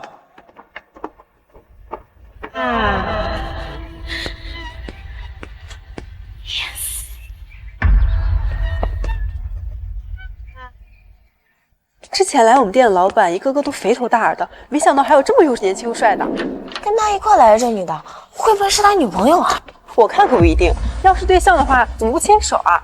我看之前来的老板身边的女人都恨不得贴上去，这么好的男人身边怎么可能没女人啊？说不定是哪个狐妹子指定勾引的呢。哎，老婆，你太过分了。算了，别理他。老婆，你不生气啊？我不生气啊，我知道你怎么样对我就行了。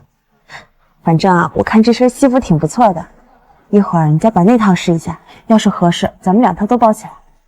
好，老婆，你怎么突然想起来给我买衣服了？而且还是这么贵的衣服，你平时给自己都舍不得买。这不，你现在要开始做生意了吗？我觉得以前那身行头不太行，我看人家领导啊都穿这种正式的，你穿着也很帅，你穿这个呀去谈生意肯定能行。待会儿我们再去配双皮鞋。上一世的西服都是私人高定，由私人管家搭配好，定时送上门，导致我忘了要买正装，他竟然为我想到了这些。老婆，谢谢你。我是你老婆，这都是我该做的。哥，不是我不想和你合作，实在是百货商场的经理放话，谁都不准和你合作。毕竟我们厂子全靠商场出口，你理解吗？兄弟，我理解你的难处，但你说我这跑一天了，跑了好几个厂子，每个人都跟我是这套说辞。这样，你就跟我说这个百货商场的经理他是谁，你让我心里有个底儿。哥，我只能告诉你，这位姓严，其他的再多的真的不能透露了。也不知道你怎么得罪了他，这位可是个狠角色。我劝你还是先别想着做生意了，赶紧跑路吧。行，多谢提醒啊。没想到严大海竟然是百货商场的经理，他和林芳还是对我上次抢铺子的事怀恨在心。看来想找这些大厂合作的路子被彻底堵死了。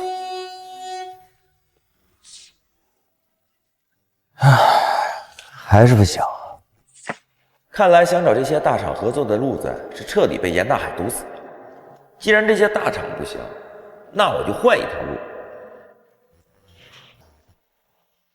听说你要跟我谈点生意？没错，李老板，我想要跟您长期合作代加工。代加工？就是我来提供布料和图纸，您的厂子就负责服装的加工的生产程序。听起来有点意思。就你手上的这块料子？对，这个叫牛仔布。这料子摸起来硬邦邦的，又不太柔软。先不说它款式好不好看，就这舒适度就是个问题。你呀，还是去其他的工厂看看啊。李哥，正是因为它质地厚实，所以啊，它防缩、防皱、防变形，做出来绝对大卖。就这破料子，你说它能够大卖？李哥，人现在南方那边，无论是男女老少，都爱穿这牛仔服。现如今呢，咱们这边的百货商场还没有引进过来，卖火了，咱们公司那可是独一份。他说的有点道理，若牛仔服在南方真有这么火，这确实是个不错的生意。这小子有点胆量，竟敢跟百货商场抢资源，看来他招惹严经理的传闻是真的。此时合作极可能会被牵连。我最近听说了一些你和百货商场严经理的事情。我这厂子也不算大，但是也养了不少的工人。这要是得罪了严经理，我这以后的日子可不好过。你总要给我一个和你合作的理由吧？好，那我就给您一个您无法拒绝的理由。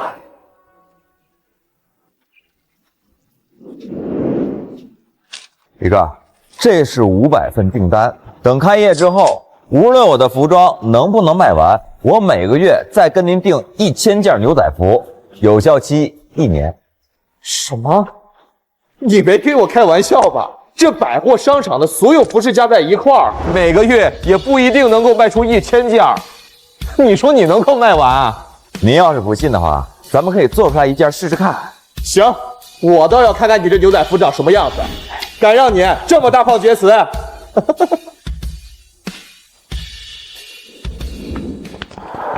这赵前志买店铺这么久，一点动静都没有，看来我们放出的消息真的有用。我就不信这样他的生意还能做下去。他开一次店，我就在业内封杀他一次。还是大海哥厉害，就他这种人还敢跟我们作对，真是找死。怎么样，这次也算替你出气了吧？大海哥，这可不够，我们可不能这么轻易的放过他。放心吧，他出的那些钱1分钱也赚不回去，到时候让他下跪道歉，求你原谅他。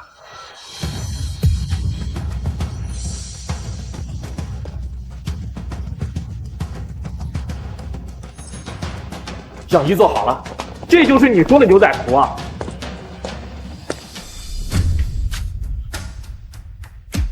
没错，是我记忆中的牛仔服。哎，李哥，这牛仔服有什么问题吗？有问题，有很大的问题啊！有问题，有很大的问题啊！你早说是这种异形。如果你上来就把设计图给我，我肯定立马和你合作。哎呀，赵老弟，你这完美的版型，你到底是怎么想出来的呀？哎呀，也没什么，我就是照着南方的牛仔服的基础上，就改良那么一点。根据我多年经验，这件衣服一定会在我们这里掀起一场巨大的时尚风潮。要是全都投放在市面上，一定大赚。我同意和你的合作。哎，赵老弟，你考虑不考虑和我来一个长期的合作？长期合作？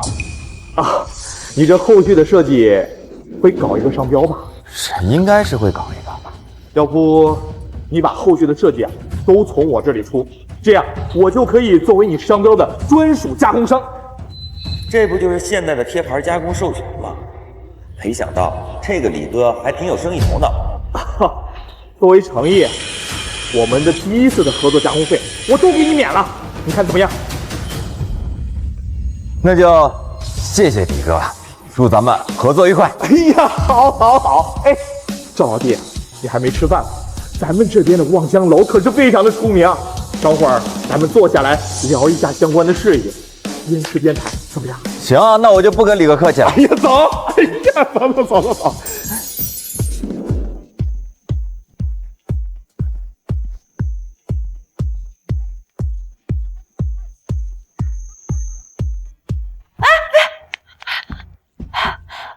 慢点啊！哎呀，怎么喝了这么多酒啊？难不难受？这就是牛仔服啊！怎么样？好看是好看，但总觉得怪怪的。吃什么？说不上来，反正整体版型什么都看着挺好的，就觉得缺点什么。哦，是马术。马术？啊，我以前在纺织厂做衣服的时候，这每一件衣服上这儿都有一个标签，上面就写的马术。这我还真没想到。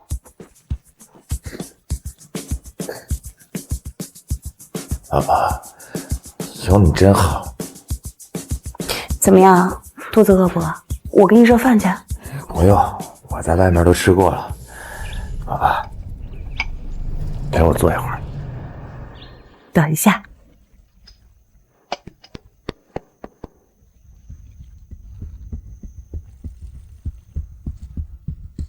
喝点茶水，解酒的。来，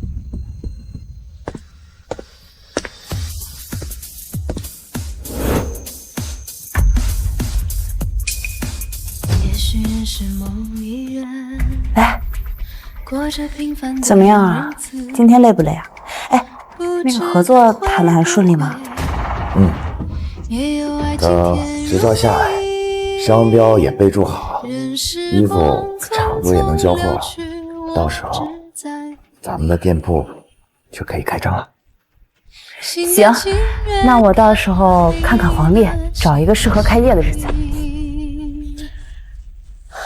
老婆，你怎么什么都支持我？你不怕我赔个执照店？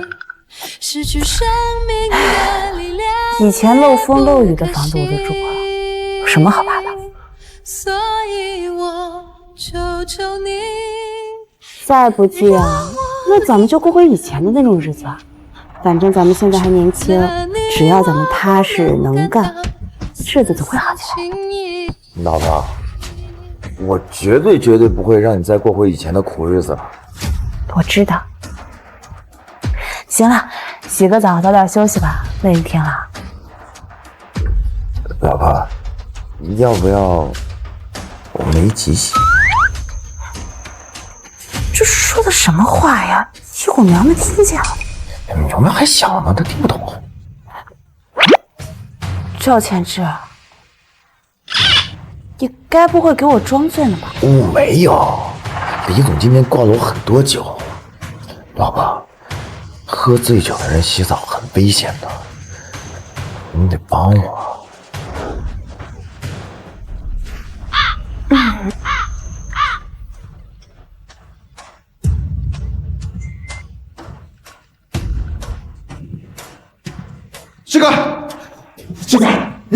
我给你定制了全城最响的炮仗，保证啊，咱们开业那天，让十里八乡的人都能听到咱们的鞭炮。好，我相信有了你这个鞭炮，肯定能吸引更多的客人。必须的。哎，二强，明天会到100条裤子，50件上衣，以后这个仓库的事情就交给你了啊。行，志哥，这事你交给我，你放心。前志，咱们这裤子还有上衣的定价是不是有点高啊？这相比于百货公司同样的衣服，这贵了2倍呢，这能有人买吗？能呀，咱们卖的可不是一件普通的衣服，是款式，是质量，是别人没有的新鲜感。百货商场那些大众款根本没法比。也是啊，志哥画的那个款式确实是独一份，我在城里那么久了，都没见有人穿过。哎呀，这批布料用完了还要重新定制，这到时候厂商涨价就不好了。纺织厂这批料子还有很多呢。放心吧，就这批货呀，根本就不够卖的。志哥，你意思是那批货能卖完？当然。赵全志，你走投无路想钱想疯了吧？大白天的做什么梦呢？怎么又是你们2个？这里不欢迎你们，赶紧走！你们不是要开店吗？我们作为客人提前来参观参观，怎么了？这店还没开起来就开始赶客人，看来你这店也开不长久了。哎，你怎么说话了你？赵全志啊，你知道这条街上为什么没有服装店吗？因为没有人敢在这里跟我抢资源，我能让这条街上的所有服装店都开不下去。任经理，你怎么知道我这店就抢不过百货？就你还敢跟百货商场抢？上次敢这么跟我说话的人已经被贷款逼得跳楼了，你想当第2个吗？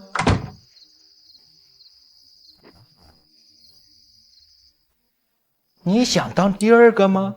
跳楼？我的楼恐怕严经理可撼不动吧？赵全志，你别嘴硬，在这条街上，我说让你开不下去，你就开不下去。信不信我让你这批货烂在仓库里，血本无归？就是，我大海哥只要动动手指头，就能断了你们所有人的路，看你还怎么嚣张！哎，你们可别欺人太甚啊！看来严经理是铁了心了要跟我过不去了，不如咱们玩把大的。你想怎么玩？就赌我开业第1天的营业额。如果我不能把所有的衣服都卖完，我立刻关店，剩下的库存我白送给你。哦，有点意思。要是你达到了呢？若是我达到了，很简单，我要你百货商场未来3个月优先售卖我指定的货品，并且在我需要车辆运输的时候，你要无条件的给我提供便捷。好，我跟你赌，现在就签协议，白纸黑字，谁也别想反悔。二强，准备纸笔。真是不自量力，你就等着输给大海哥吧。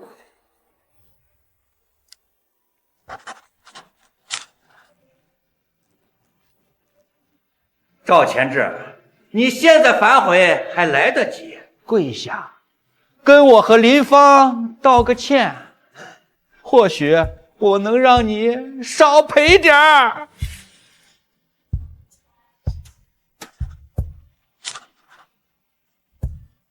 不必。大海哥，我们就等着看某些人倾家荡产、流落街头的好戏。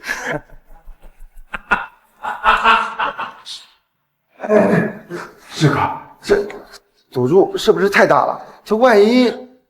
二强，前志有这样的想法，肯定有他的道理，咱们就选择相信他。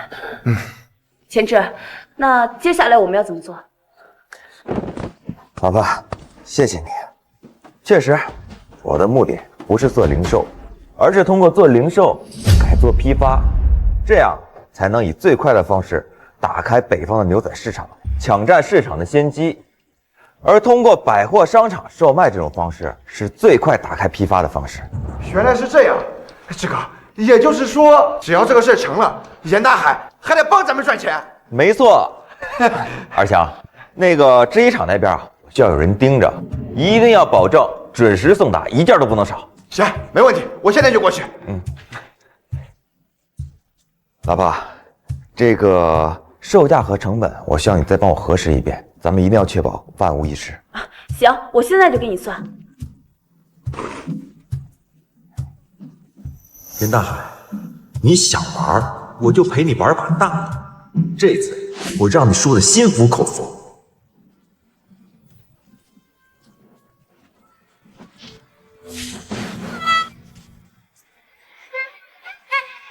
开业了，开业了！大家都过来看一看呀！开业了！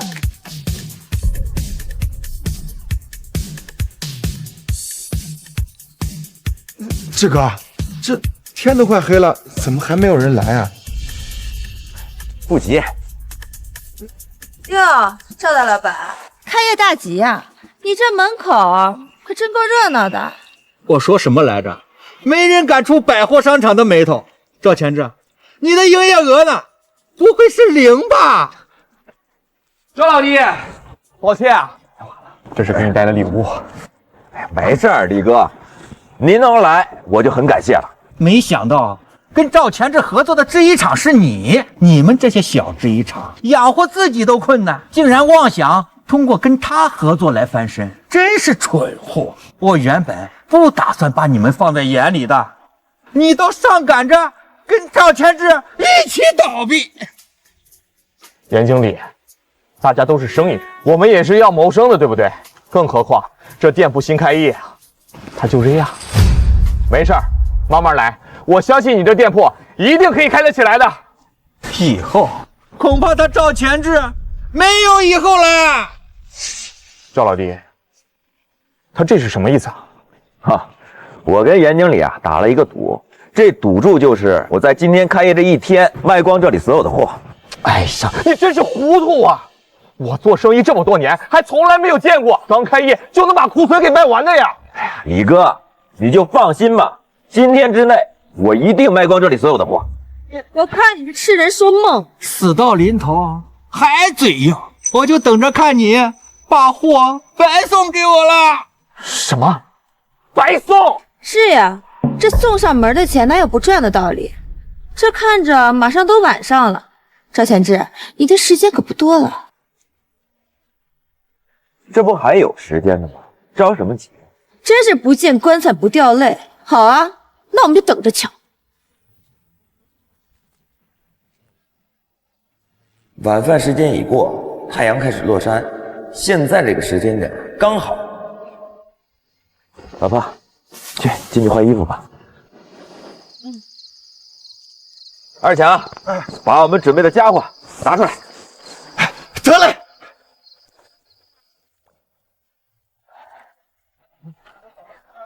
来，摆显眼的位置。好。你搞什么名堂？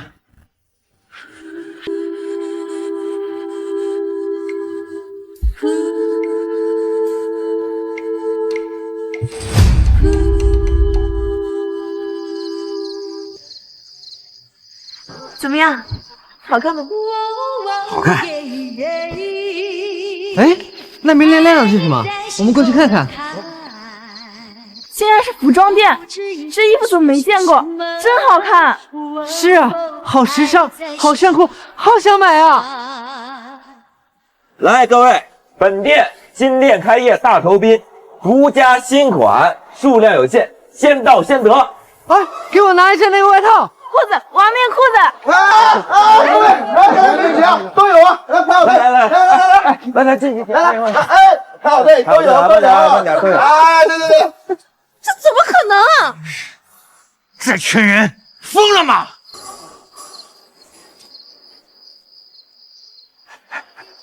志哥，卖完了，咱们的货都卖完了。怎么就卖完了呀？我们这大老远跑过来的呀！老板还是没有货。对啊，有没有了？后面呢？没想到真的被他卖光了，不行，这赌注不能就这么输了。我看这家店就是在搞噱头，根本就没准备这么多货，纯粹是耍大家玩呢。对呀，说不定就是些次品，卖完就跑路了。我觉得他们说的有道理。对，老板，你今天必须给个说法。对你必须给我们说法。给你说法，给你说法。哼，卖光了又能怎样？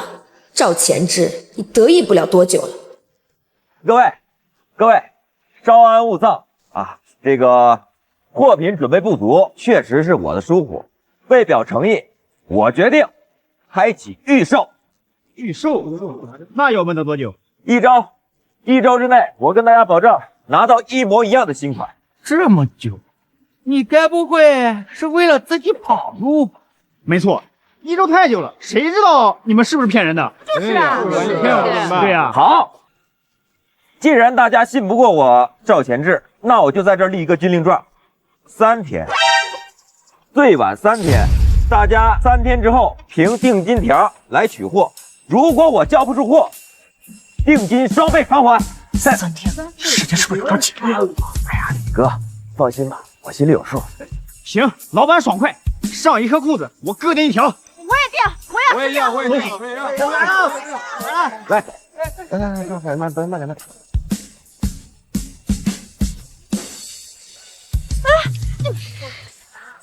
3天，他们就一家制衣厂，绝对干制不出来。到时候交不出来货，光赔偿就能让他破产。我们走。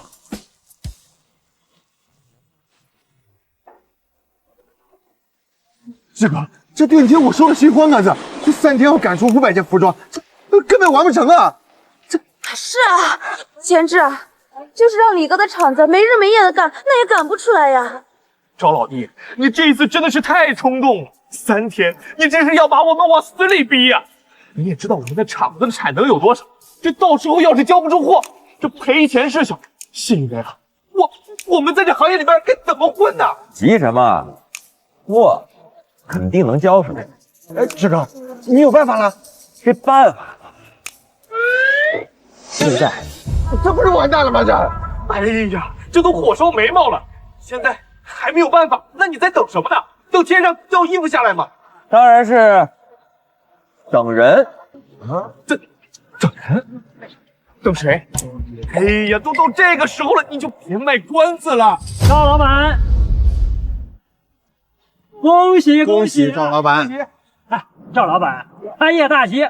听说你这生意火爆，衣服上架瞬间售罄，哎，真是厉害呀！是呀，我们来取经，学习学习。各位老板来的正好，我这儿呢正好有一门大生意，要跟各位老板谈谈。您想跟我们做生意啊？是啊，各位老板也看到了，我们这个店服装特别火爆，不过呢产能不够，吃不下这么多的订单，所以我决定将部分订单拿出来分包给各位。哦，赵老板，您的意思是？我可以将我们店的牛仔服拿出一部分交给各位来售卖，按件结算。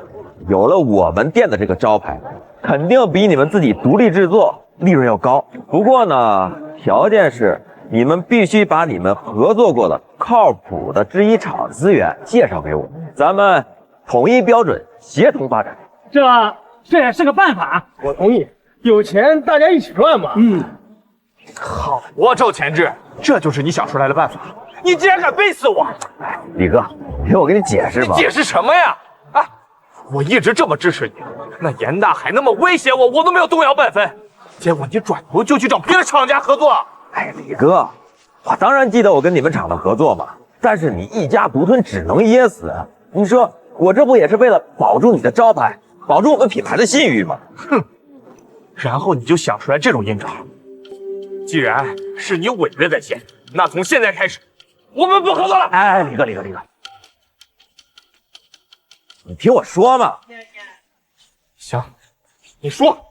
我的意思是啊，现在我们要进行资源整合，他们接的只是纯加工的活，你们厂是我们品牌唯一指定的合作厂，挂的是我们的招牌，所有的订单都以你们厂为核心进行分配调发。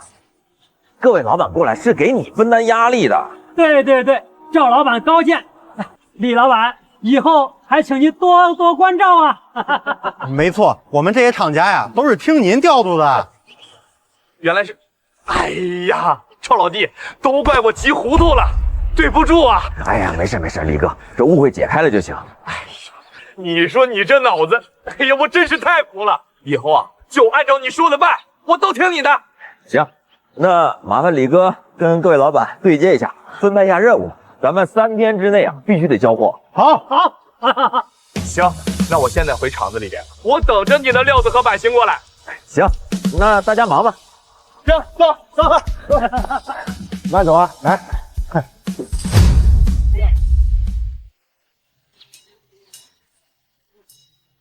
哟，还真让他给赶出来了。不过那又怎么样？我们还有办法。各位，他们家的衣服我们百货商场也有，而且更便宜。这队这么长，要不我们去那边看看？行，走吧。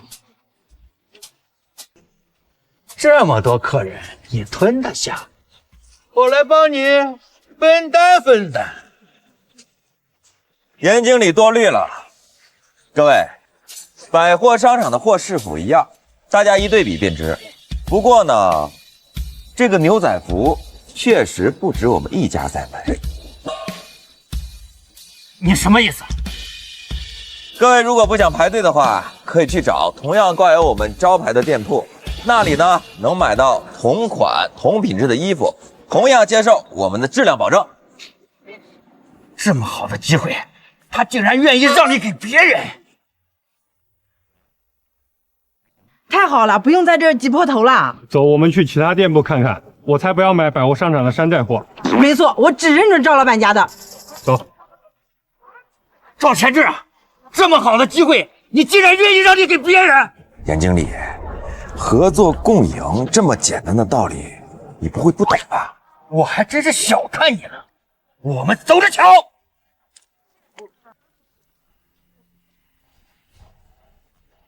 哎，志哥，这样的话，咱们跟百货商场的赌约岂不是作废了？林芳这种人向来说话不算话，我早就知道他不会履行赌约。那你之前为什么还跟他们这么约定啊？阿强，咱们呢之所以这么做，都是为了打通北方市场，所以啊，这个赌约履不履行并不重要。志哥，我没听懂，这即便赌约不履行，我们也依旧达到目的了。你想啊，连百货商场造假都要售卖的衣服，这可比摆在商场里售卖更有说服力。我相信，要不了多久，就会有人听到风声，找过来跟咱们合作。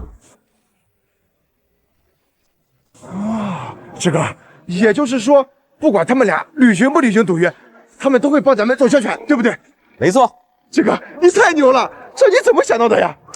二强，这个商业竞争啊，并不像你想象的那么简单。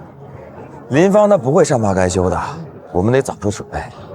你过去盯着他们点儿。好。到嘴的鸭子飞了，没想到赵前志这小子竟敢坑老子！大海哥，别气了，这赵前志再聪明，还能事事都料到。什么意思？明的不行，我们就来暗的。什么暗的？他生意不是越做越大吗？肯定要招人加工。如果我们买通你老板厂里的人，在生产线上做点手脚，对，到时候让他交不出货，看他还怎么嚣张。没错，而且我们还可以一次冲好，不是所有顾客都信赖他的品牌吗？那我们就毁了他的信誉。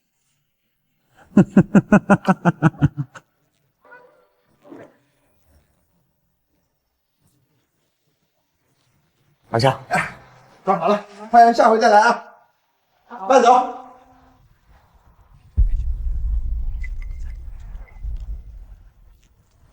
啊，赵老板，呀，托您的福，我的店呀现在快被挤爆了，所有的货品一扫而光。这次我来呢是想跟你谈个大合作，不知道你愿不愿意啊？这现在这么快就有人找上门来了？待会儿跟我眼色行事。您今天过来啊，是想跟我谈外地的合作吧？赵老板聪明，我呢就不绕圈子了。你们家牛仔服如今的畅销量震惊了整个北方商圈，我有许多外地的朋友想跟你谈谈合作。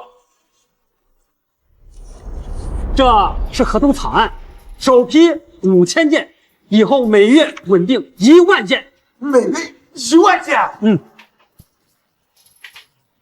这么大的产量，我得跟厂子里商量一下。你这样，我明天给您回复。没问题，我相信你，赵老板。那我就先走了。哎，您慢走。好嘞。志哥，这每月可是1万件，咱们店里能吃得下吗？算上咱们合作的厂子，应该没问题。你在这儿看好店，我去找李哥商量一下。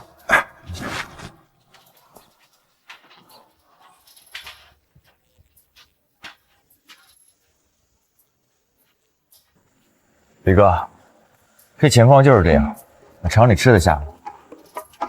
这订单已经定满，每月再加1万件，有点悬。我这厂子的情况你也了解，这工人需要休息，机器也需要保养。那要是再增加一条生产线呢？这增添新设备需要时间，培训工人也需要时间。远水解不了近渴呀。要不就让工人们两班倒，再雇点临时工。两班倒倒是个办法，要是这样的话，硬要增产也不是不行，能应付就行。李哥，这机会稍纵即逝，这个订单可是关乎到我们打开北方市场的重要订单，必须得拿下。行，我尽力。临时工风险太大，不是长久之计，我得再想想其他办法。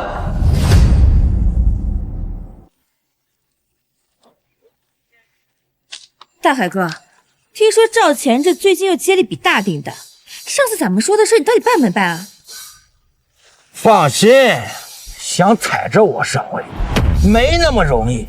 我已经买通了李老板的车间主任，等这批货出来，赵钱志的名声将彻底落败。啊！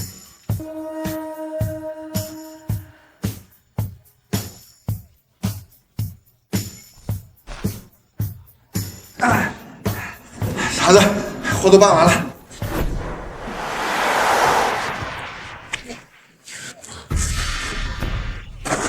哎，阿强，那制衣厂的送货员都走了？对啊，怎么了，嫂子？有什么问题吗？这批货有点不太对啊。不会吧？李老板的货不一直都挺好的吗？哎呀，你看这条裤子这么多线头，而且你摸着布料这么粗糙。还真是，这跟之前的货差距也太大了。现在关键是数量也对不上，差了1000多件呢。嫂子，那车上的我都搬过来了，都在这了，车上没有了。你先拿着，我打电话问问。行。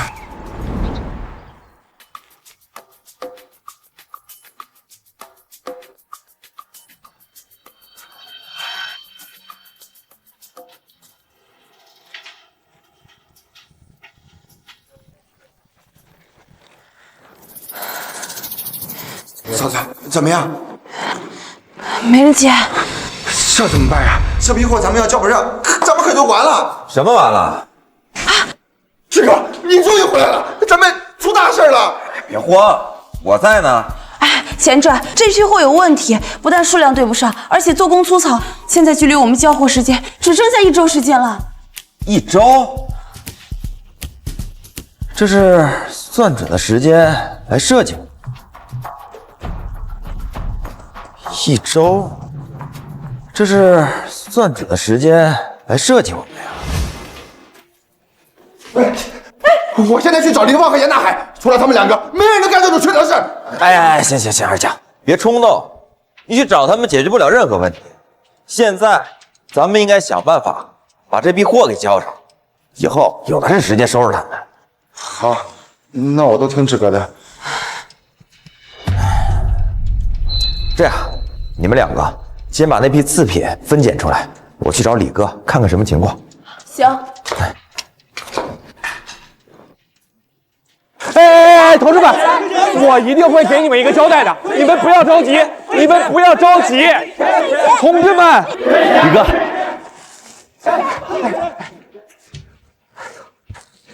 赵老弟，实在对不住，我查了，是刘胖子这个王八蛋动了手脚，他是我们的车间经理，人已经卷款跑路了。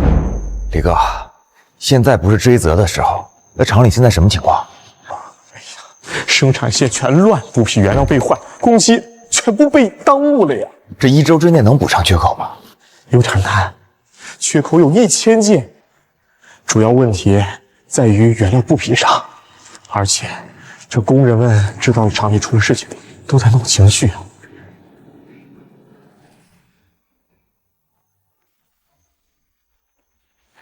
这样，李哥，原材料的事情我来解决。陈厂长那边应该还有一些，厂里的工人那就麻烦李哥你安抚安抚了。从现在开始，叫上所有的厂一起，马上赶工，能赶多少是多少。好，赵老弟，这次问题出在我身上，我一定会给你个说法。这客户要是有问题，赔偿我来付。哎，李哥，你也不用太自责了。这件事儿是有人从背后捣鬼。什么？是哪个孙子在背后搞事情？你告诉我，我去收拾他。我在城里混了这么多年，也不是白混的，敢欺负到我们头上。他们做的事情很隐蔽，应该不会留下什么把柄。李哥，经过这件事儿，我也是彻底明白了，纯靠代工只会受制于人，所以我决定我自己建厂。什么？你决定要在1周内办厂，补齐那缺口？没错。你知道这办厂有多难吗？起初我办这个工厂，打关系都打了几年才办下来，你这有点天方夜谭呀！哎呀，赵老弟，你听哥一句劝，实在不行就算了，这机会以后有的是嘛。根据我的记忆，这时南方的时尚风潮已经开始向北方扩散，如果这次错过，以后也再也不会有了。不，李哥，我一定要办，不试试怎么知道不行的？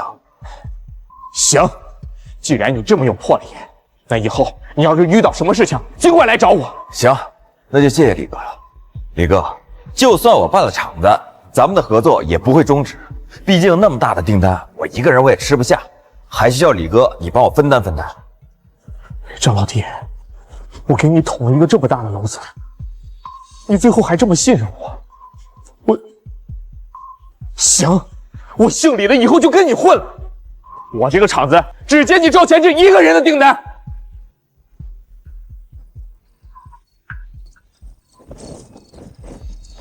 哎，二强，这天色也不早了，你赶紧收拾收拾回去吧。啊，我志哥还没回来呢，你一个人在这儿，我不放心。没事，看时间他应该也快回来了。没事，你放心吧，我留在这儿没事的。那行，嫂子，那我先回去，有事你给我打大哥大。啊，放心吧，路上注意安全。哎，行。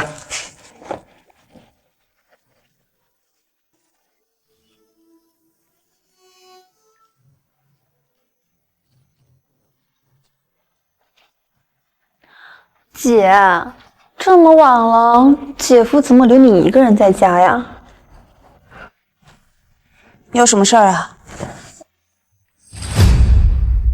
我是你的亲妹妹，来看看你，不行吗？到底什么事儿？听说姐夫这生意做得很好，姐，我真替你开心。有话就直说。也没什么。前几天回家，好好看了你跟姐夫，爸可高兴了，决定让你把这间屋子送给我当婚房。你还好意思提这事儿啊？姐，你也太不懂事了。如今你过上了好日子，怎么能把家人忘了呢？我发不发达跟你有什么关系啊？再说了，这是前置挣下来的家业，我做不了主。姐夫当不就是你的吗？想要这房子啊？想也别想。陈远，想当初是谁让你提价的？要是没有我，你能过上今天的好日子？那还不是因为你嫌贫爱富啊？好啊，陈远，你现在都敢跟我叫板了是吧？当了几天老板娘，还真把自己当了个人了。别忘了，你自己在家里是什么地位？按爸的话来说，嫁出去的女儿是外人。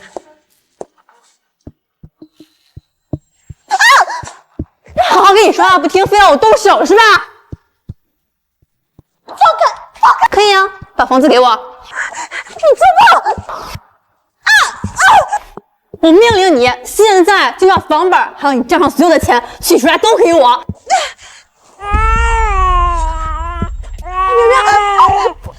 苗苗不怕，妈没事，别怕啊，别怕！苗苗，你怎么了？你别想妈妈，苗苗。不许去！现在就把现金还有房本给我。小梅，姐求求你了，你让姐过去吧。苗苗她有心脏病的，这样下去会窒息的，你让姐过去吧。不过是一个病秧子，死了就死了，不把我要的东西给我，你就别想走。苗苗，你别想妈妈，苗苗，小梅，姐求你了，姐求你了，行吗？姐求你了。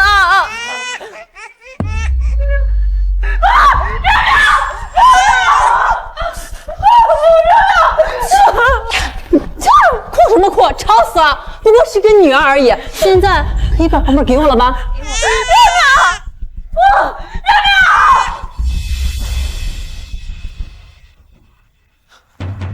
老婆，家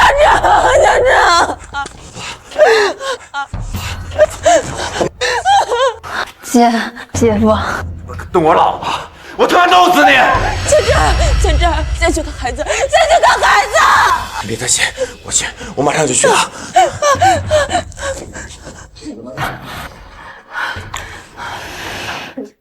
陈云，你给我等着，我会再回来的。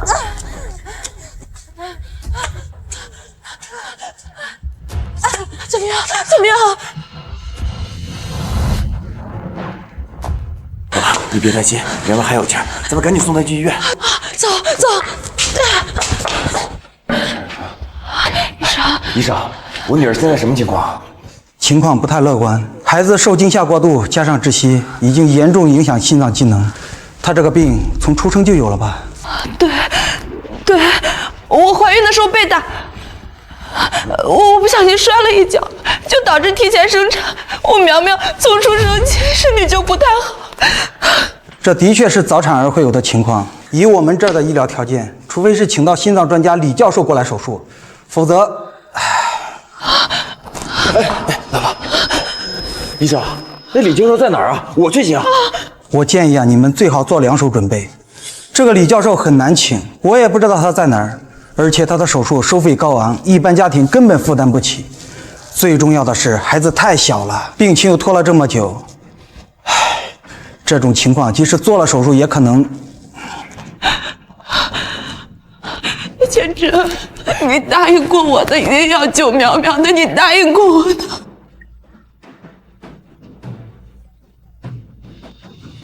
老婆，你放心，不管花多少钱，我就是砸锅卖铁，我也把那什么李教授请过来，给苗苗做手术。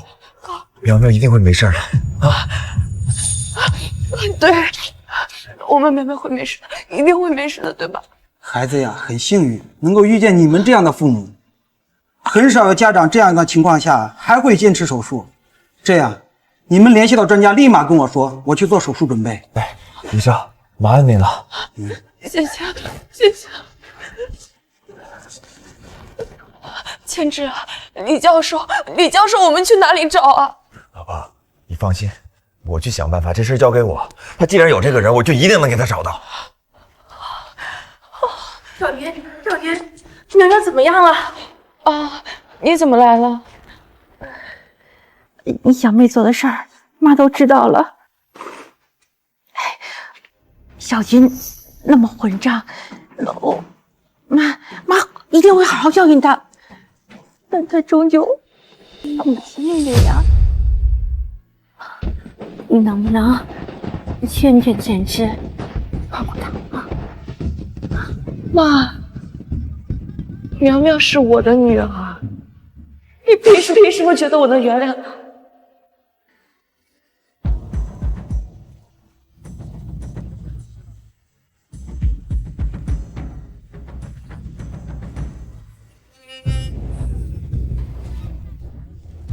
小云呐，妈知道这样做不好，可是你们姐妹俩对妈来说，这手心、手背都是肉啊！小军还那么年轻，妈不能眼睁睁的看着他就这样毁了呀！他年轻，那苗苗呢？苗苗还那么小，你怎么不去问问他？他怎么这么狠心对苗苗呢？苗苗她一直身体都不好啊，这事儿你不能都怪小军的。苗苗，况且她是个女娃，她没了就没了吧。在咱们村儿，女娃都没人要的。当初你非得留下她，现在都成这样了，我看要不你们就算了啊。妈，你知不知道你在说什么？我不管苗苗是男孩还是女孩，她都是我跟前生的孩子。你们没有任何人有资格让我放弃苗苗。还有，你以前怎么对小妹的，我不管，但是她今天伤害了我苗苗，我绝对要让她付出代价，我绝对不可能放过她。你要爱前志，要不你劝劝小月啊？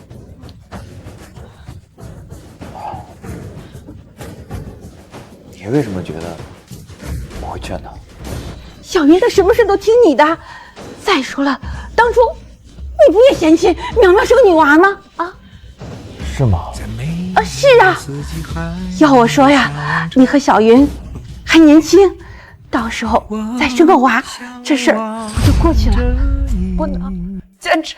你答应过我的，你要救苗苗，你不能答应，还是答应。那如果我说这件事他过不去的，但如果我说这件事他过不去的啊，那你想怎么干？当然是犯了错就应该受到应有的惩罚。爸，我现在之所以还愿意这么叫你，完全是看在小云的面子上。你如果是来关心我们、关心苗苗，那我们当然欢迎。但如果你只是过来劝我们的，那请你离开。你们俩怎么就不听妈的劝呢？苗苗这样，他已经救不过来了。放过小军吧，啊，咱们一家人好好的过日子不行吗？你们最好给我祈祷我女儿现在没事，不然不知道会做出什么。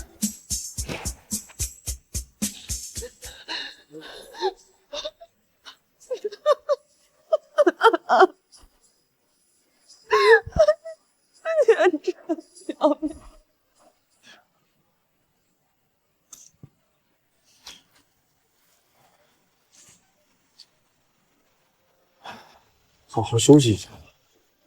我就说这办工厂没有那么容易，别把自己逼得太累了。不是厂子的事儿，厂子我都已经买好了，设备跟工人都用原来厂子自己带的。等许可证审核通过了，就能开业了。什么？这才过去3天，你是怎么办到的呀？厂子都是我提前考察过，排下来就行。那个许可证啊，麻烦点。不过我当时办个体工商的时候，结识了一些人脉，再加上手续齐全，就给做加急处理了。这好小子，真有你的呀！我就说我没有看错人。那你是因为什么事儿这么发愁啊？这不我女儿嘛，有先天性心脏病，现在急需专家来做手术。我这找了好几天了，一点消息都没有。心脏病专家，我倒是认识一个，是不是跟我一个姓？性格有点古怪。哎，没错，就是他。这有点难办啊，除非你愿意付高额的手术费，否则他是不愿意出山的。只要能把苗苗的病治好，花多少钱我都愿意。可是你需要一次性付下现金，否则你连他的面都见不上啊。多少？大概得这个数了。我手上资金都拿去办厂了，短时间内拿不出这么多。可是苗苗的病不能再等了，看来只有这一个办法。那还需要帮忙联系吗？联系，现在马上安排他去做手术。好，我这就去安排啊。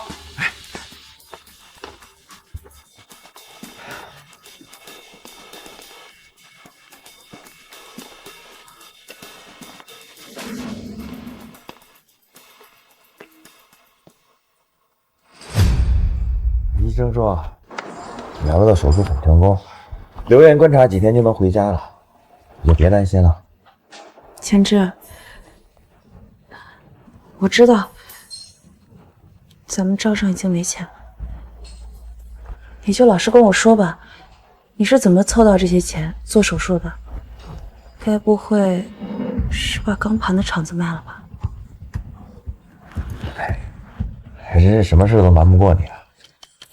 现谁卖了？你怎么能把厂子卖了呢？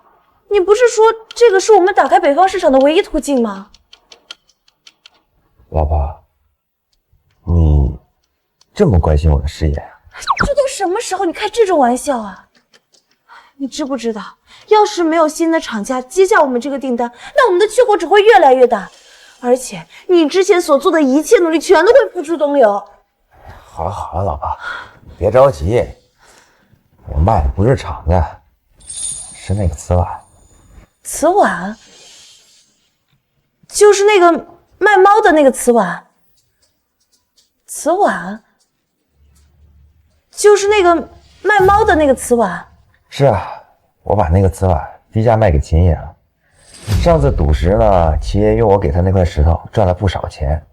这次听说我着急用钱，人很爽快就答应了。千枝，谢谢你，谢谢你为我和苗苗做这一切。老婆，那个瓷碗虽然珍贵，但也毕竟就是件死物。我当初留它呀，也就是为了以备不时之需。咱们这一家人团团圆圆在一起，才是最重要的。对，我们一家人团团圆圆在一起，才是最重要的。志哥，不好了，店里出事了！出什么事了？你别着急，慢慢说。外地的客户前来催货，说是让咱们今天必须交货。不是，这不是还有一天的吗？怎么突然要这么急啊？好像是林芳和严大海他们放出了风声，说咱们的货出了问题，客户那边怕咱们交不了货，所以他们就要求提前了。又是他们俩。你先去吧，先回店里去。苗苗这儿有我，我在这儿守着。行，老婆，那我先过去一趟。你有什么事你给我打电话啊。好，快去吧，快去。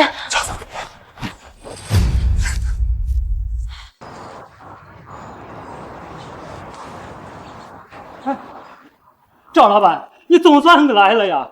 你快告诉我，外边传的那些到底是不是真的？抱歉，我们公司的生产链确实出了些问题，有人买通了我们厂里的负责人，以次充好，生产了一批瑕疵品。什么？你到这个时候才跟我说？赵老板，我相信你，才让我朋友跟你合作的呀！你这不是害了我吗？我已经尽力在补救了，你放心，明天我一定按时交货。按时？你就告诉我，那瑕疵品有多少件？大概1000多件吧。1000件，那可是好几个厂连夜赶工1周都不一定能够做得出来啊！你跟我说你明天能交件？我可以，如果不行，我按照单价的10倍赔。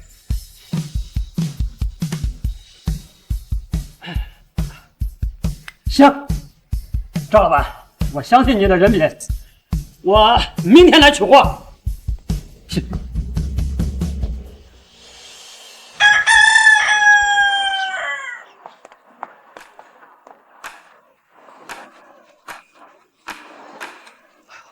赵老板，我要的货备齐了吗？当然，您看，赵老板，神了，还真让你感知出来了，你到底是怎么办到的？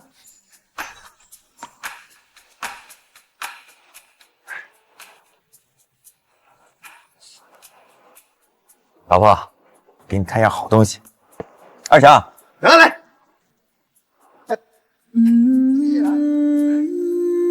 你竟然办了个制衣厂，赵老板好本事啊！以后我们可多合作呀。没问题。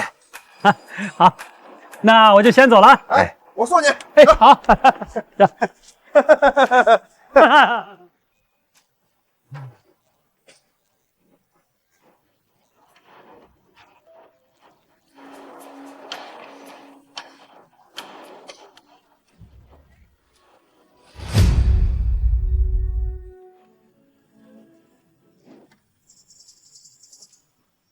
我占各个领域的先机，将公司开遍全国，建立属于我的商业帝国。